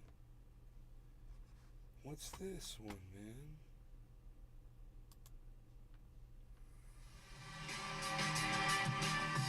COVID policies. Now the case is Missouri versus Biden. It pits the attorneys general of Missouri and Louisiana, civil liberties groups, and several censored social media accounts against the White House, the CDC, and other government agencies. Judge Terry Doughty issued a preliminary injunction in July barring the Biden administration's communication with Twitter, Facebook, etc. As of Friday, the Fifth Court of Appeals upheld these restrictions that were imposed by the judge. A move Louisiana Attorney General Jeff Landry has hailed. Here he is speaking outside the court. What I continue to say is the most important First Amendment case, certainly in modern times. I think that this is a case that ultimately will end up at the Supreme Court and really determines I wonder which microphone I'm using of the First Amendment in a virtual world. I hope I'm using the right one.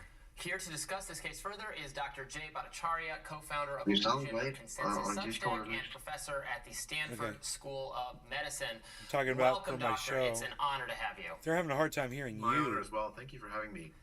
So your account, obviously, I think this is probably well known to viewers, but just in case it's not, was one of the accounts that was censored, moderated. No, it's the right one.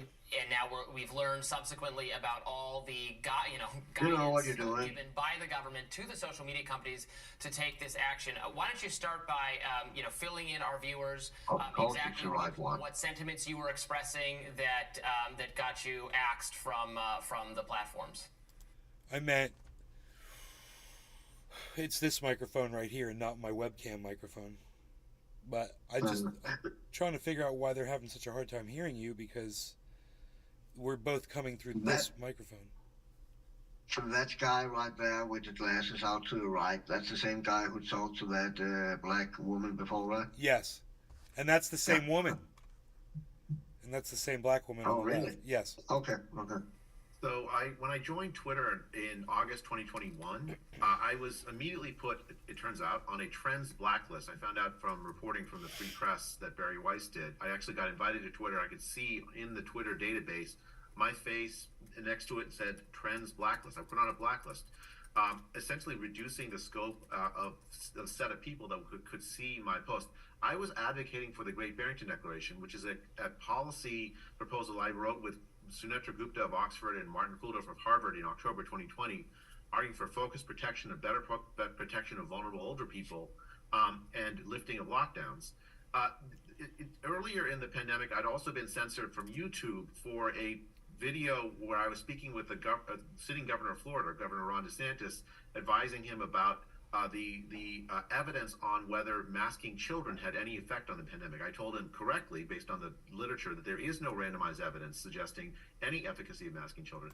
And we literally just saw the study that proves that this guy's a liar from Dr. Susan Oliver. We just watched it on this show. She showed us the charts. She referenced the study. She told us when it was from and how they calculated it and everything. She said there was absolutely no bias in that study, too. She said they accounted for everything. It was very interesting. This guy is a horrible, horrible liar. Just so you all know. YouTube took down that video. Well, Missouri versus Biden case, and now you know why. Because he's spouting misinformation. And Robbie's going to sit there and act like this guy is, a god of information. Learned is that these were not and accidents. What happened actually... Look, I don't think people should have their stuff taken down when they're putting out what I would consider to be misinformation. This guy's a doctor and whatever. I just think that the people who debunk his garbage should be just as loud and equally. Then if there's this guy saying that, then the very next video should be Dr. Susan Oliver or Debunk the Funk, completely giving you all the evidence that proves that he's a liar. And after this guy's video right here, there should be a video about me proving that this guy's a liar. For having this moron on and treating him like he's some kind of a representative of the truth. Actually, was that the government was pressuring social media companies on setting an agenda for them for who and what to censor. That's wrong. It didn't matter if what they were censoring. I agree with him on this. This is wrong. People like him shouldn't be silenced. They should just be drowned out by the truth. It wasn't just me. Which should be available, and people should know to click on the truth based on true or false statements because it's made available by the social media. This guy was made available. The debunking should be made available. To label it as misinformation or to take it down or suppress its reach even without the people knowing it. It was a direct violation of the American First Amendment, as the Fifth Circuit just confirmed. Are you confident that this ruling, assuming it's upheld, will get to the root of this problem, that as long as the government is barred from explicitly reaching out to social media companies and applying the pressure as they've done in the past, that it will end the practice of the kinds of blacklists that you were put on? Are you concerned that this Wolfie, that's crazy about the body lights, where there is both soft and hard pressure at some of these organizations to exert, whether it's their political sentiments or restrictions on some other kind of basis that have attacked any number of communities over the years? That's a great question. I think it's a fantastic first step. I have to say I was overjoyed to see the ruling, because it essentially tells the government that they're not allowed to talk to social media and coerce them. They were essentially saying to the social media companies, boy, that's a nice company you got there. It'd be a shame if something were to happen to it. In effect. Social media companies complied. I will say there are some restrictions in this ruling relative to what the district court ruled that I find a little bit troubling. So, for instance, this court said that the government can continue to work with academic outsiders to set a hit list for what should be censored. So they can, for instance, there's a group here on my campus at Stanford called the Stanford Internet Observatory that works with a government agency called CISA. Or at least advises their work output is informs CISA and what they do is they analyze the internet looking for things that they think is misinformation, and a lot of the the sort of agenda setting for which accounts to take down, which people to go after, Big Pharma. Is set by outside organizations, with the government cooperating with outside organizations. Like Pfizer. And I think that ought to be something government ought not do. And this ruling allows that to continue to happen. Now, the government can't now, under this ruling, use that information and then threaten social media companies, which is good. But I would like to see more. You bring up the That's Stanford good. Internet Observatory, which you're right, we've been able to exhaustively chronicle all of its efforts to exhaustively chronicle what it describes as misinformation on a host of topics, not just COVID, but also for supposedly Russian-based misinformation on the platform, national security threats, all of that stuff. I gotta ask, since you're at Stanford, are there like uncomfortable, faculty lounge discussions about like, hey, why are you trying to get me, banned from the internet? No shit, right? I mean, Stanford's, I guess, fortunately, unfortunately, a big place. I have not run across the professors that are directly involved with the Internet Observatory. I have to say that, I mean, I find it incredibly troubling to be at a university that essentially participated in the agenda setting for this Ministry of Truth. And I don't understand why a professor or student that would use their intelligence and energy for that purpose when they could be using it for sort of things that actually do social good. And I don't know, but I'm not their boss, and they have academic freedom. I mean, I think they can go and do whatever they like. But the question to me is, should the government be sponsoring it? Should the government be participating in this kind of agenda setting for suppression of speech? And I think that's my problem. Like professors can do whatever they. I mean, I believe very strongly in academic freedom. I wish they'd do something different, but that's another question. So Judge Dowdy, drew some distinctions that XYZ is allowed, ABC is not allowed, and then this newer ruling drew some slightly different distinctions. We await perhaps eventually clearer and ultimate guidance from the Supreme Court. Although, I think, even you and I, who probably agree on 99% of this stuff about the influence being bad, there's probably, most people would think some amount, the government, the FBI telling social media companies, hey, ISIS is organizing on the platform, or there's child porn here or something. There will be uncontroversial moderation, and where the uncontroversial stuff ends and the legitimate speech that they shouldn't be providing input in begins. It's clear in a lot of cases, but it's not always ultimately going to be clear. And is that something that judges, rather than some kind of legislature, is ultimately going to be able to draw a line that is satisfactory? Another great question. I mean, I think I completely am in favor of content moderation to suppress child porn. I think your criminal activities on the web, I mean, absolutely should be suppressed. And I think the government has a legitimate interest in making sure that there aren't social media companies that are allowing that to occur or aiding it on their platforms. That's not legally protected speech. I think and legislatures have already weighed in on what this distinction between legally protected and not legally protected speech, as have courts. There's a long sort of law, just history of the law, that describes that kind of distinction, and I am completely in favor of it. I'm not arguing that we should allow criminal conspiracies to happen on Twitter. That doesn't make any sense. It's in Twitter's interest even to suppress that. What I'm saying is that there should be that the government has no interest in suppressing legally protected speech, even in the name of suppressing misinformation, because the government doesn't know what misinformation is when it comes to this kind of legally protected speech. They were wrong on so many issues, issue after issue after issue on the COVID pandemic, on issues like how harmful a school closure is going to be, how effective are they going to be in actually protecting kids and adults from COVID, on natural immunity after COVID recovery, on the efficacy of the vaccines to stop you from getting COVID. On issue after issue after issue, the government was wrong, and they suppressed legal speech pointing out that they were wrong.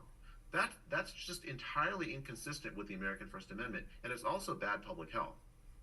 You mentioned earlier that you discovered you were on a blacklist in part because of Bari Weiss and her relationship with the Twitter files, and the access to the Twitter files gave the public to what had really been going on within the company. Obviously, there was a very public split between Bari Weiss and Elon Musk after she objected to what she felt was some hypocrisy on his end with respect to how he was managing speech on the platform. And so I wonder if you have had any follow-up, any further insight into whether or not you were removed from the blacklist, whether similar kinds of blacklists persist, perhaps targeting other kinds of individuals, and what your feelings are about how much transparency there should be from organizations like Twitter. Obviously, this is outside of the government's purview. This isn't a direct free speech issue. But given the influence of these platforms, what would you hope to see from Elon Musk or any future owner of Twitter, or Mark Zuckerberg or any of these other people, with respect to opening the proverbial kabuki and letting us know what's going on with our accounts? I think that, well, first, I think I'm pretty sure I'm off the blacklist. As best I can tell, I'm off the blacklist anyways. And I've had reassurances from Twitter that I am, and I believe them.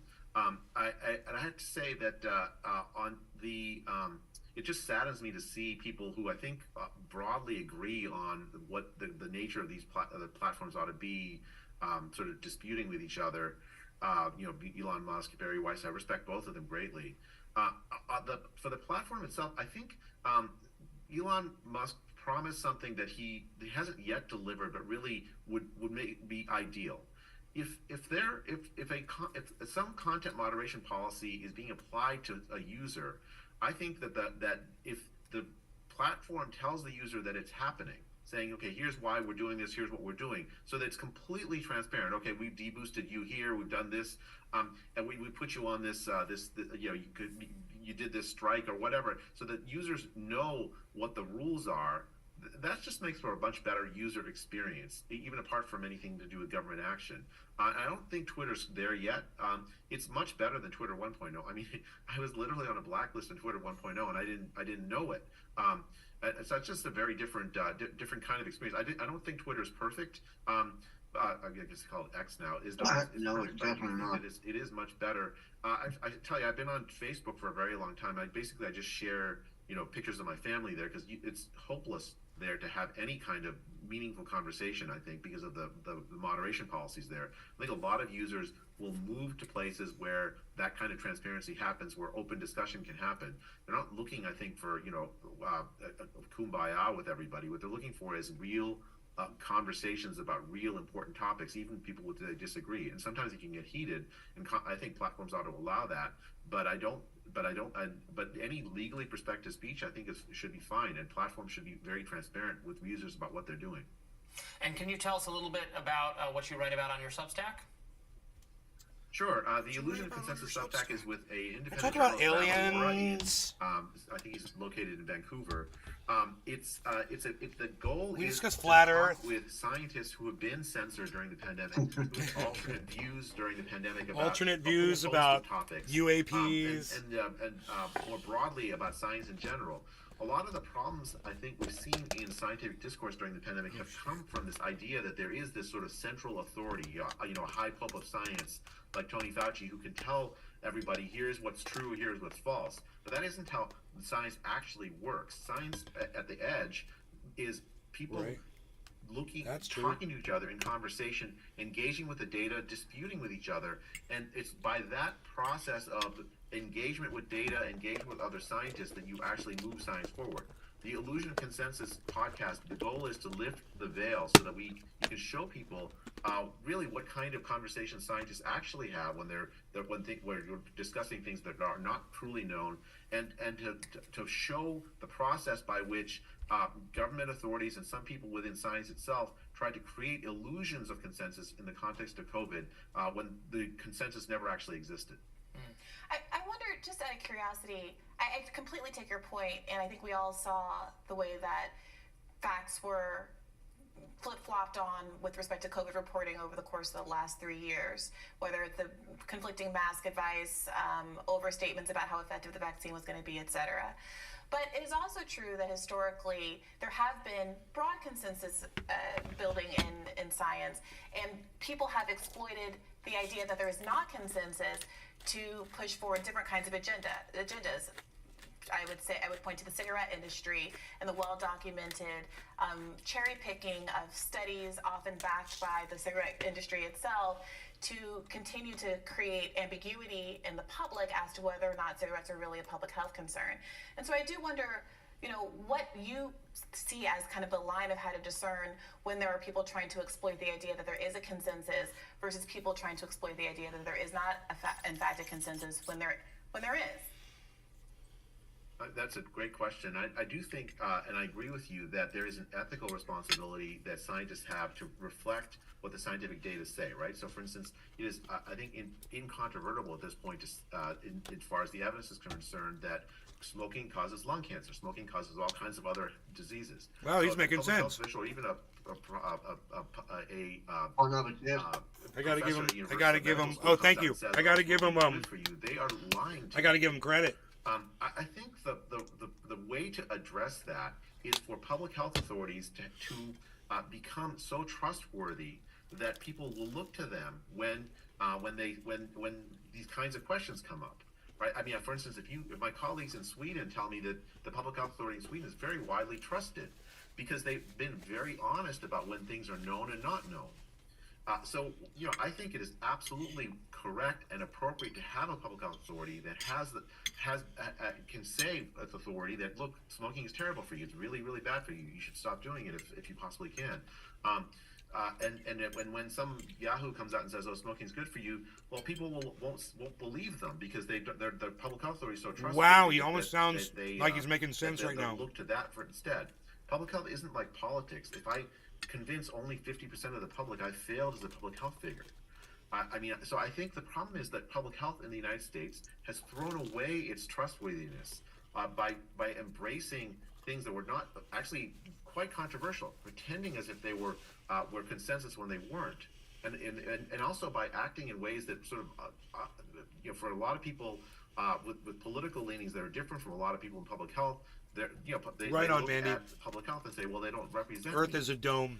That's a failure for public health. Public health needs to become a kind of entity that everybody trusts, everybody looks to, and they do that by respecting everybody, by respecting scientific evidence, and being honest when the scientific evidence is equivocal. That's the problem during the pandemic. I've never seen public health, the trust in public health, so low in my lifetime and in my career, and it pains me.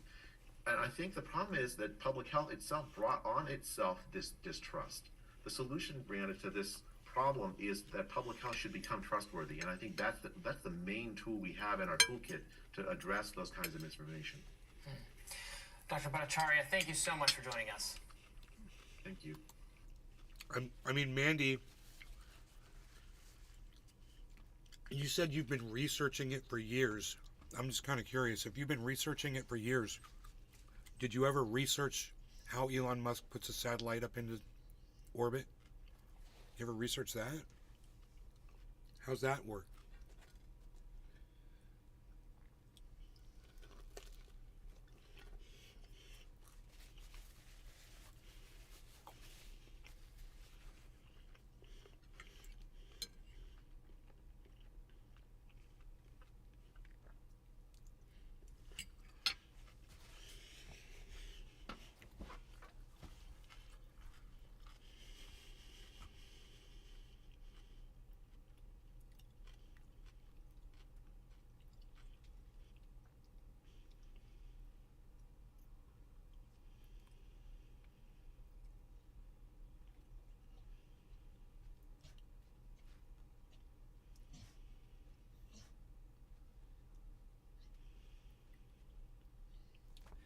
No, we're not talking about Elon per se. We're talking about the fact that he puts satellites up into the atmosphere. Do you deny that? I mean, how would that work?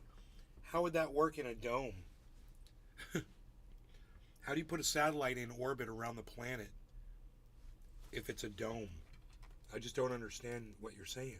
And besides that, if it's a dome, then please explain why we have 17 point something atmospheric pressure at the ground, and the higher we go up, the lower the pressure gets.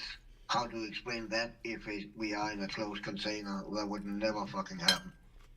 Oh, dude, don't you know they faked the instrumentation? Everybody's in on it.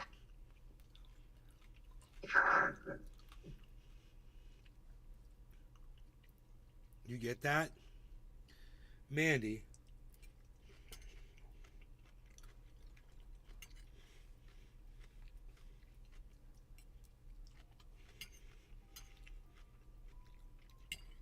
When comets come crashing down to Earth and hit the planet, and we're able to go over and get that and put it in a museum, what did that do to the dome? Is that a piece of the dome breaking off? You're like, oh yeah, I never thought of it that way. That's exactly what that is. It's the dome breaking off. It is top of the hour. It's true. I can hear the clock.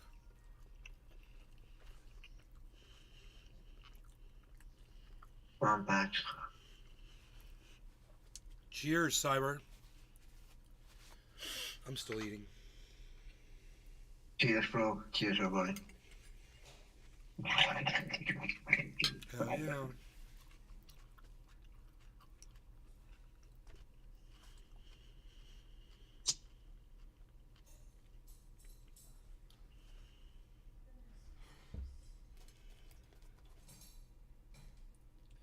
Oh boy, this video is probably not going to stay up too much longer on YouTube. 10 times experts lied about COVID. Huh.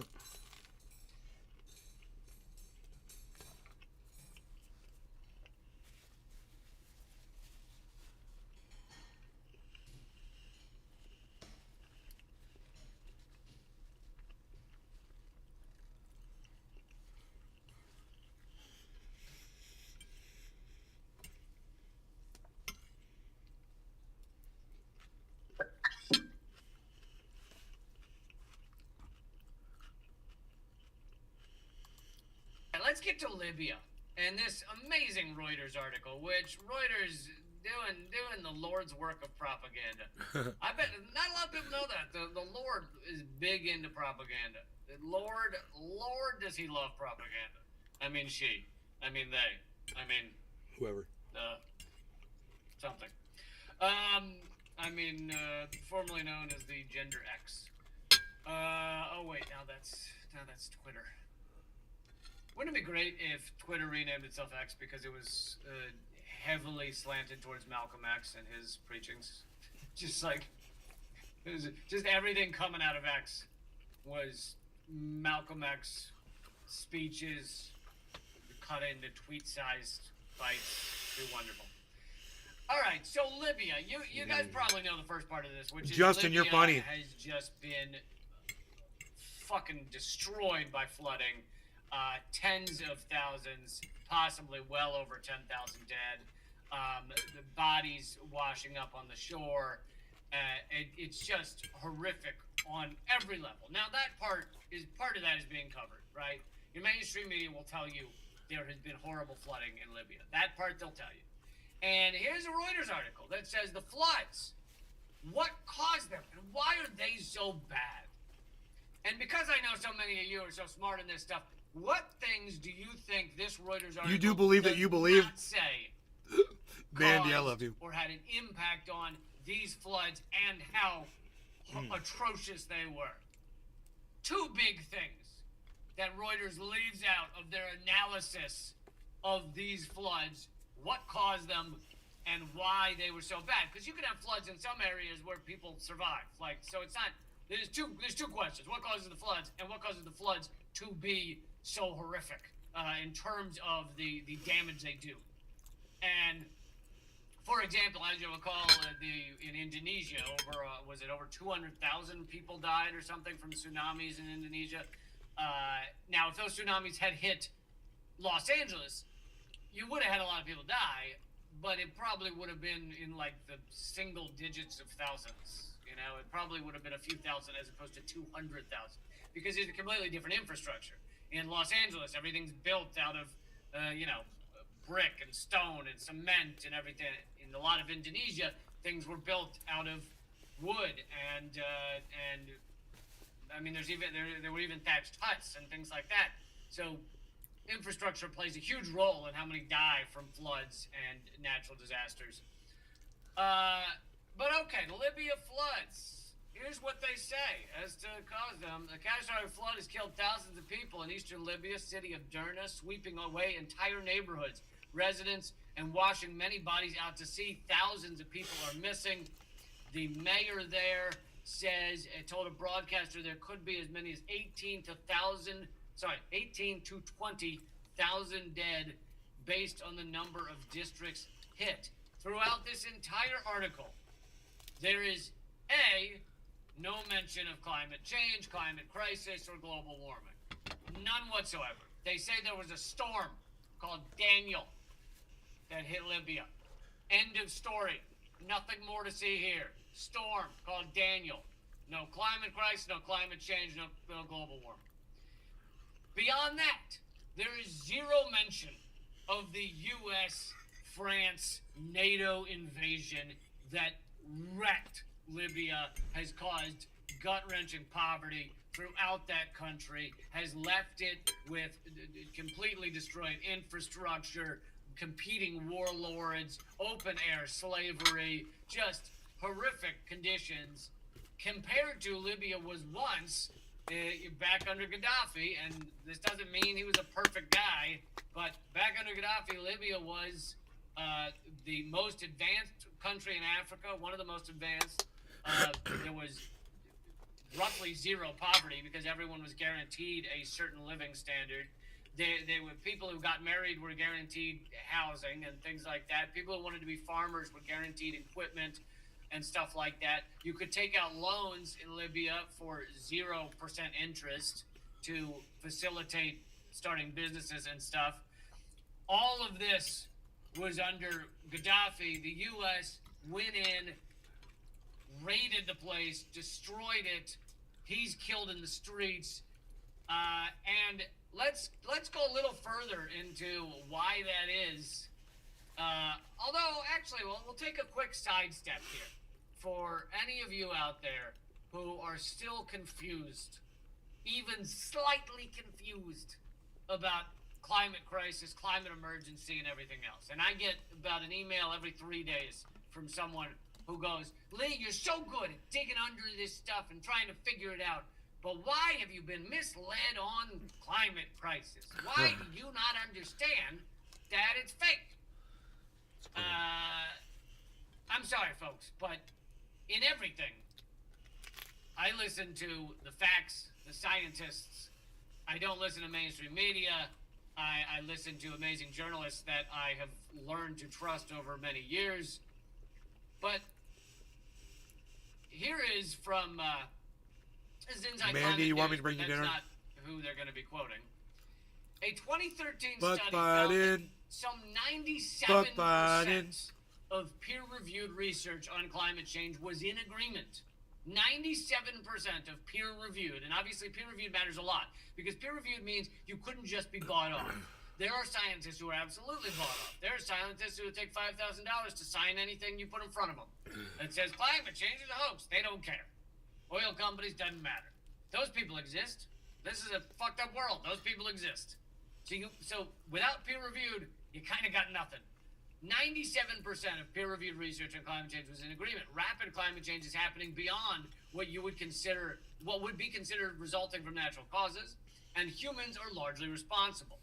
In 2021, though, that's not the end of it, though. That's just one.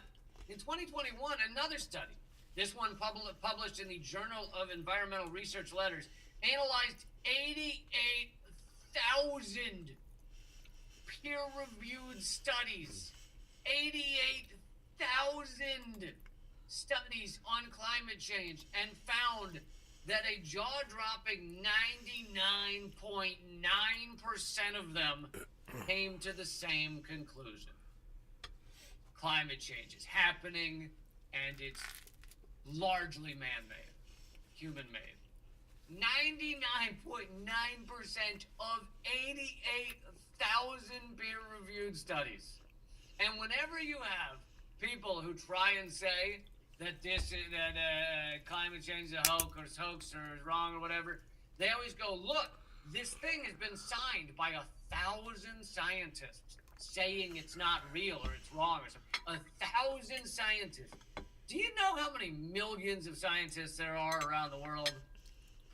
So unless you have peer-reviewed, it doesn't fucking matter.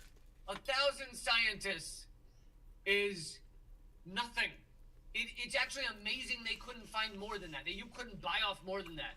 There are millions of scientists, and you couldn't buy off more than 1,000? That's actually pathetic. That's actually really sad. But when you look at peer-reviewed scientific studies, 99.9% of 88,000 reviewed all agree. So, and by the way, this is the most studied thing ever in the history of humanity. To continue from this article, it's important to note that the scientific process that governs climate science and any other academic science is founded in debate and skepticism, involving a peer review process in which experts in the field evaluate the research of their colleagues, attempt to recreate the results in their of the experiments, and seek to poke holes in the methodology. That's what I don't know how to is. assign mods. You try to show that it's incorrect. You try to recreate it and see if it can be recreated. You actually try and prove it's false. That's what a peer review is. In that sense, the article continues, not only have climate models been extensively evaluated over the decades, but, quote, climate science is the most rigorously tested science of all history at this point. And that makes sense that it would be, because yes, there are scientists around the world and they're all studying a million different things, but there's very little that is impacting all of us like at the same time. So one nation may be studying something that impacts them, but climate crisis is the entire world. So you have scientists around the world all looking at this same topic, and 99.9% of peer-reviewed journals say the same thing. It's amazing to me that even with, I know that a lot of the shit, the bots that attack me and stuff is paid for by big oil. I know a lot of it is not genuine human beings. But even with that shit, it's amazing anyone still falls for this garbage. And the idea that you're like, boy, Lee, you really are good at digging into the truth and finding the truth. But why is it you don't lick the ass of oil companies when it comes to climate He's got such a way with words. Boy, Lee, why is it you don't just bow down to the largest, most polluting, most disgusting entities on this world stage and high five them on this one topic? What? What are you talking about? All right, so to go back to Libya, so why was it that the U.S., NATO, and France, and there's kind of some other reasons for France, which I've gotten into in the past, but at the moment I'm going to get into how the UK has been enjoying the destruction of Libya. This was just published last year. 11 years after toppling Gaddafi, the UK gets Libya's oil. BP controls exploration areas in Libya, covering nearly 3 times the size of Wales. UK company Petrofac would be more appropriate, convicted of bribery last year, has secured a new oil contract. I love how they're convicted of bribery and then they're like, let's give them another one. And sponsored new contract in Libya and sponsored British embassy there. Sponsored the British embassy there. UK is combining its interest in accessing Libya's oil with increasing military involvement. British officials have long sought to profit from oil in Libya, which contains 48 billion barrels of reserves, the largest oil reserves in Africa. BP is one of the few foreign oil and gas companies with exploration and production licenses in Libya. Its assets there were nationalized under Gaddafi. So, is that a reason that these countries might not like Gaddafi? He took the things they were making a lot of money from, and he said, hey, that money's not going to go to you. That money's actually going to go to the Libyan people. Do you think that upset the West? Upset France and the UK and the US and NATO countries. After years of tensions between the two countries, though, Prime Minister Tony Blair met Gaddafi in 2004 and agreed on a deal in the desert which included $900 million of exploration and production in Libya's oil region. BP re-entered the country in 2007, but its operations were scuppered, sounds like a British word to me, by the War of 2011 when British, French, and U.S. forces, with the support of Qatar and Islamic militants, overthrew Gaddafi. Terrorism and civil war subsequently engulfed the country, and oil company operations were put on hold. So you may ask the question, if Gaddafi ultimately did cave to doing a deal with the UK on some of this oil, why would Western states still invade? Well, first of all those other reasons I gave you earlier about Gaddafi making a socialist state, but Gaddafi was also, behind their backs, trying to get off the U.S. dollar, trying to create an African currency called the gold dinar, and also he was getting outside of the U.S. banking controls. The moment that his government fell, like before he was even stabbed in the streets, like the second his government fell, they created a new central bank in Libya that was tied in to the SWIFT system, into the U.S. Government. And as Knight Rider in the chat just reminded us, Knight Rider, when she was asked about it, said, "Ha ha ha! We came, we saw he died." He died. And talking about killing Gaddafi.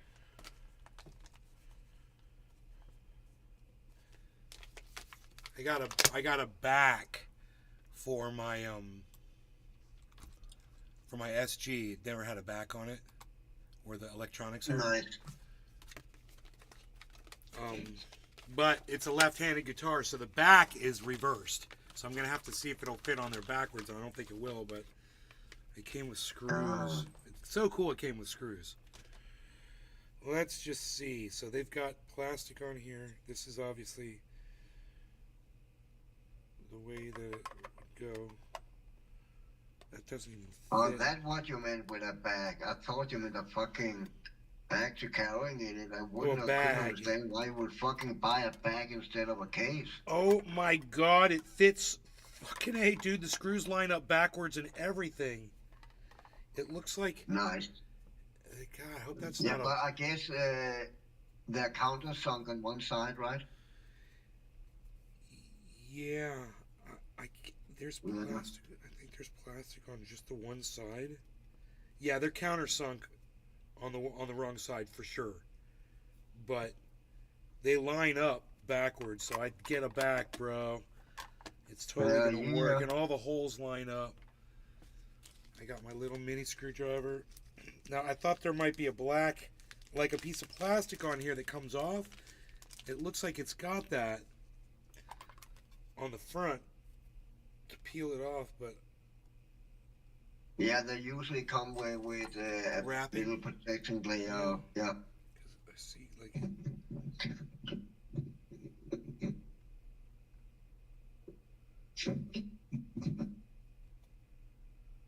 Yeah.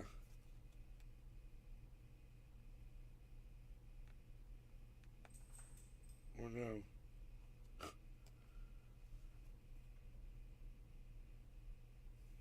No, I guess not. No, I guess there's nothing on here. My dog's ear is bothering him again. Rogie. I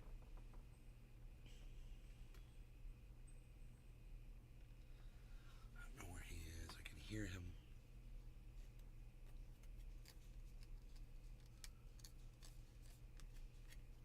Okay, I'm just... Oh, no, I guess this is cool. I'm just going to put it in there. I don't think there's plastic on there. I couldn't find any, and it looks fine. I mean, it's the back of the guitar. It's just for protection, really.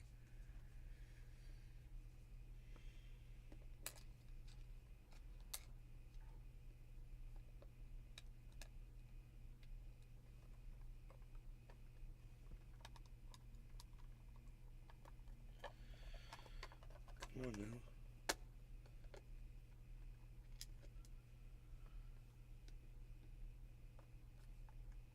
can't even get one started.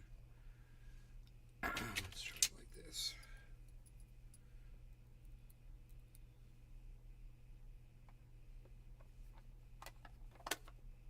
There we go.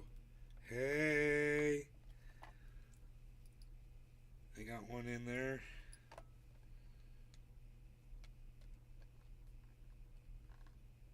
That one lined up.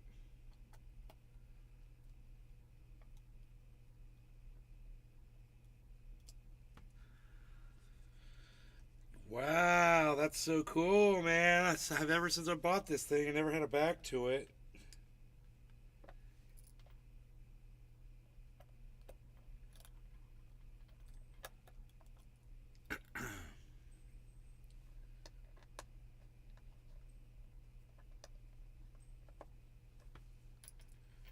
I'm thinking this one's lining up too.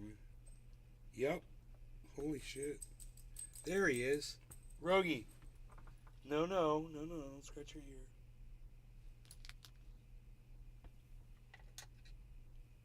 It's his other ear is bothering him now. Okay. The original one. Alright, I'm just going to put these down just to the right level. I don't want to overdo this.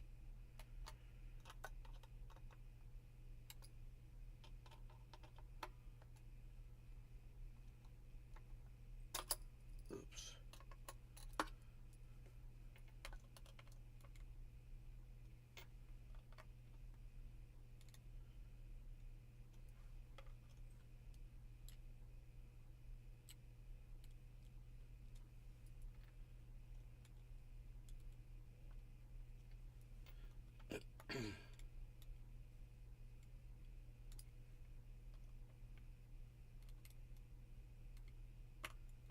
Oops. So they only go so far.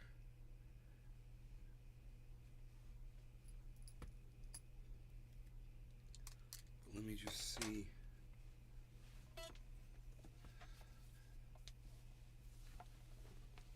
Oh shit, that's fine.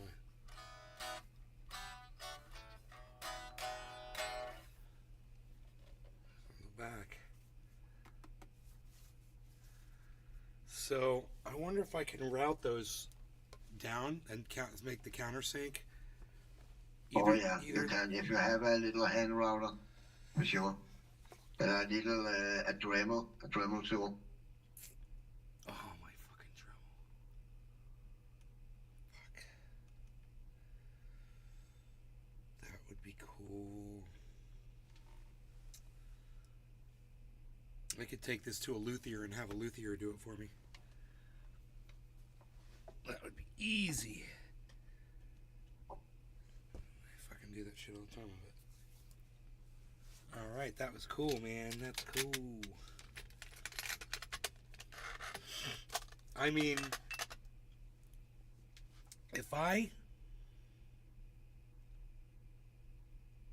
pulled the plate back off of there and I just took it totally off and just ran the screws all the way down into each hole, that would probably do it. It would route it. Probably those screws would probably. No, it gets that bevel. No, I don't think so. It would stop at the bevel, yeah, because there's no more thread left. No. It wouldn't draw in. Yeah, that's not gonna work like that. And you will also probably just break the plastic. Make a crack in the plastic. Yeah, I agree. I've done that on the rings around the guitar pops.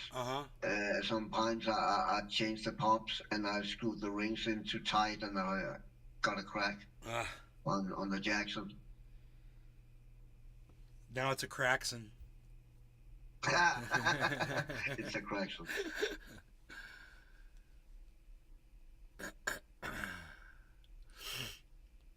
Get out of here with that 911. Yeah, when did you buy the StewMac? Get out of here with that 911 bullshit. Where did I get the what at? The backplate. Oh, Reverb or something. Okay. Roger. Reverb is good.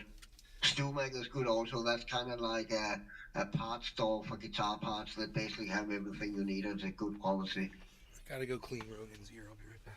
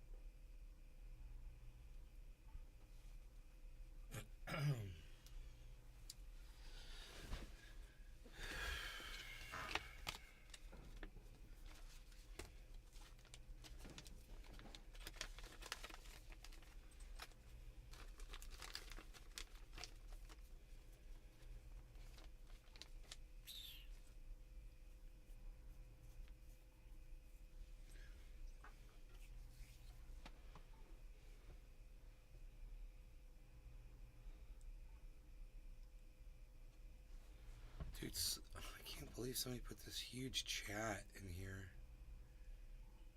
I don't know, it's just a copy pasta or something. Put a big, I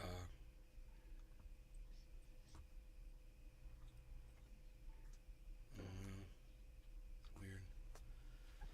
Nay, play us some tunes. Where's my grandpa? I think grandpa's here. Hey, Grandpa. I don't know, I'm just saying there's 26 people on Rumble. I don't see him. Look for that blood red grandpa name. Nope.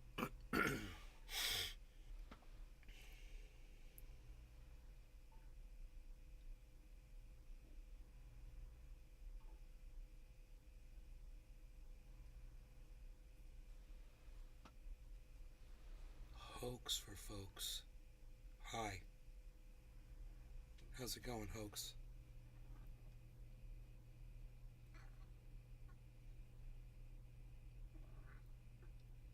Should I let the cat out the window and go outside? You're not gonna play guitar? Guitar? No, I was gonna do a bong rip with you. Okay, I want back to go on. I was opting for a bong rip over a guitar. All right. I am ready. Harley does not want to go outside. Okay. Cheers, Cyber. Cheers, everyone. No law regarding cannabis. Cheers, bro. Cheers, everybody. Hey, Billy. Hey, Billy.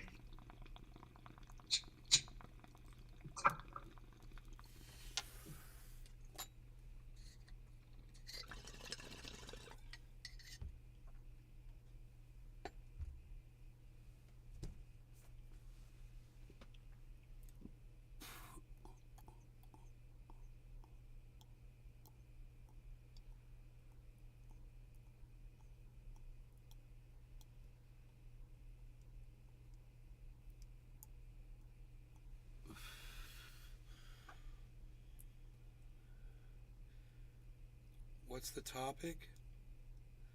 I get overlooked now that my chat don't play through the speaker, says Justin. If you let the cat out, make sure the neighbors aren't crazy. My pups are playing What Did You Think Was Nay Lol. They are Bostons. I thought they were American bullies. I thought the one was a bully. I thought the other one looked like a Frenchie. They're so fucking cute. They're little beezles. I flew for work, but I'm gonna join you if you have a show tonight. It's Josh G. Crazy neighbors. Cat traps? Wolfie crazy. You seem lethargic.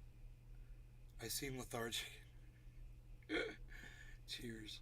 I'm going to reshare and see if it helps. It's later now. Mandy dabs up.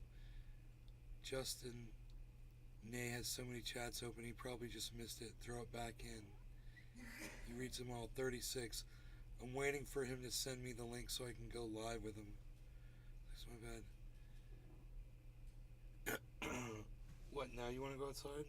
Or do I have to feed you? You want to go outside? Okay, go outside. Come on. Go. Fly, fly, fly. Fly, little bird. Fly, fly, fly. Fly away. Fly, fly, fly. Fly, fly. Fly, little bird. Fly, fly, fly. Spoken like a true serial killer.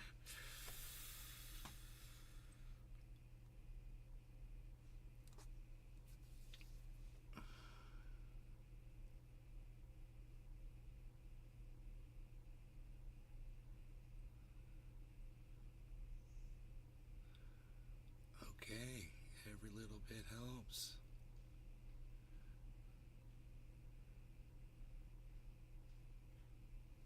Justin says I'm being racist against him.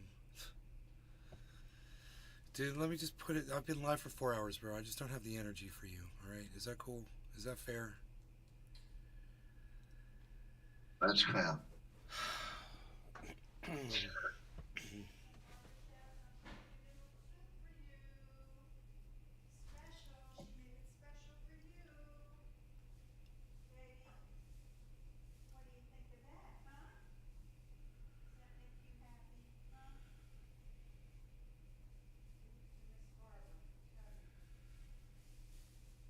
the girls, yeah, all the girls. You know,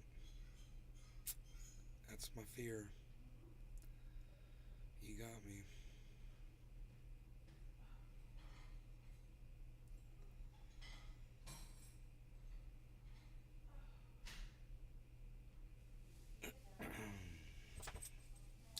Really? You're still bothering you, buddy? I just cleaned it, dude. Both ears today, man. What is it with you? I need to give you your pill, don't I? God bless America.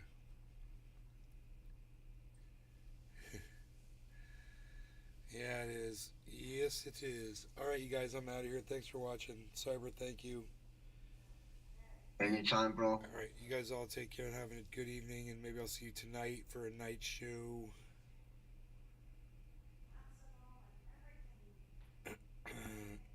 I'm not telling. Bye, guys.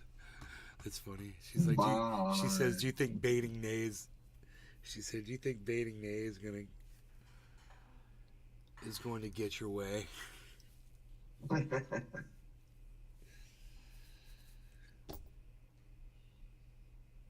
He says, I know it won't work. He's gonna be. He's promoting himself. He's like, I'll be on tonight's show. Tune in, Justin.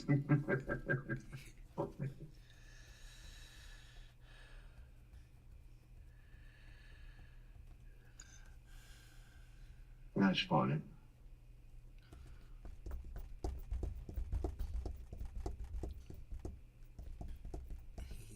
Obviously feels like he's got something to really add to what I've already offered. Very important. Yeah. You're going to improve the quality of my broadcast with him being on it. He's like, I play guitar. Yeah, so does Cyber, bro. You ain't got nothing. We both play guitar. Well, that doesn't mean anything. I don't even want to play guitar. You're so funny. That was strike one. You want to keep going? We can play together. Strike two. Next. This is going to be quick, bro. I have a feeling this is going to go real quick. 5 and a 15, quarter 2, 2, 50, quarter 5, 5, come on, Justin, let's go. 3 and a 15, 2. Come on, Justin. What else you got? He's like, my dick might be bigger. I might be able to bring something more to the table. And with that, I end the show. Thank you. You lose, Justin. Bye, everybody.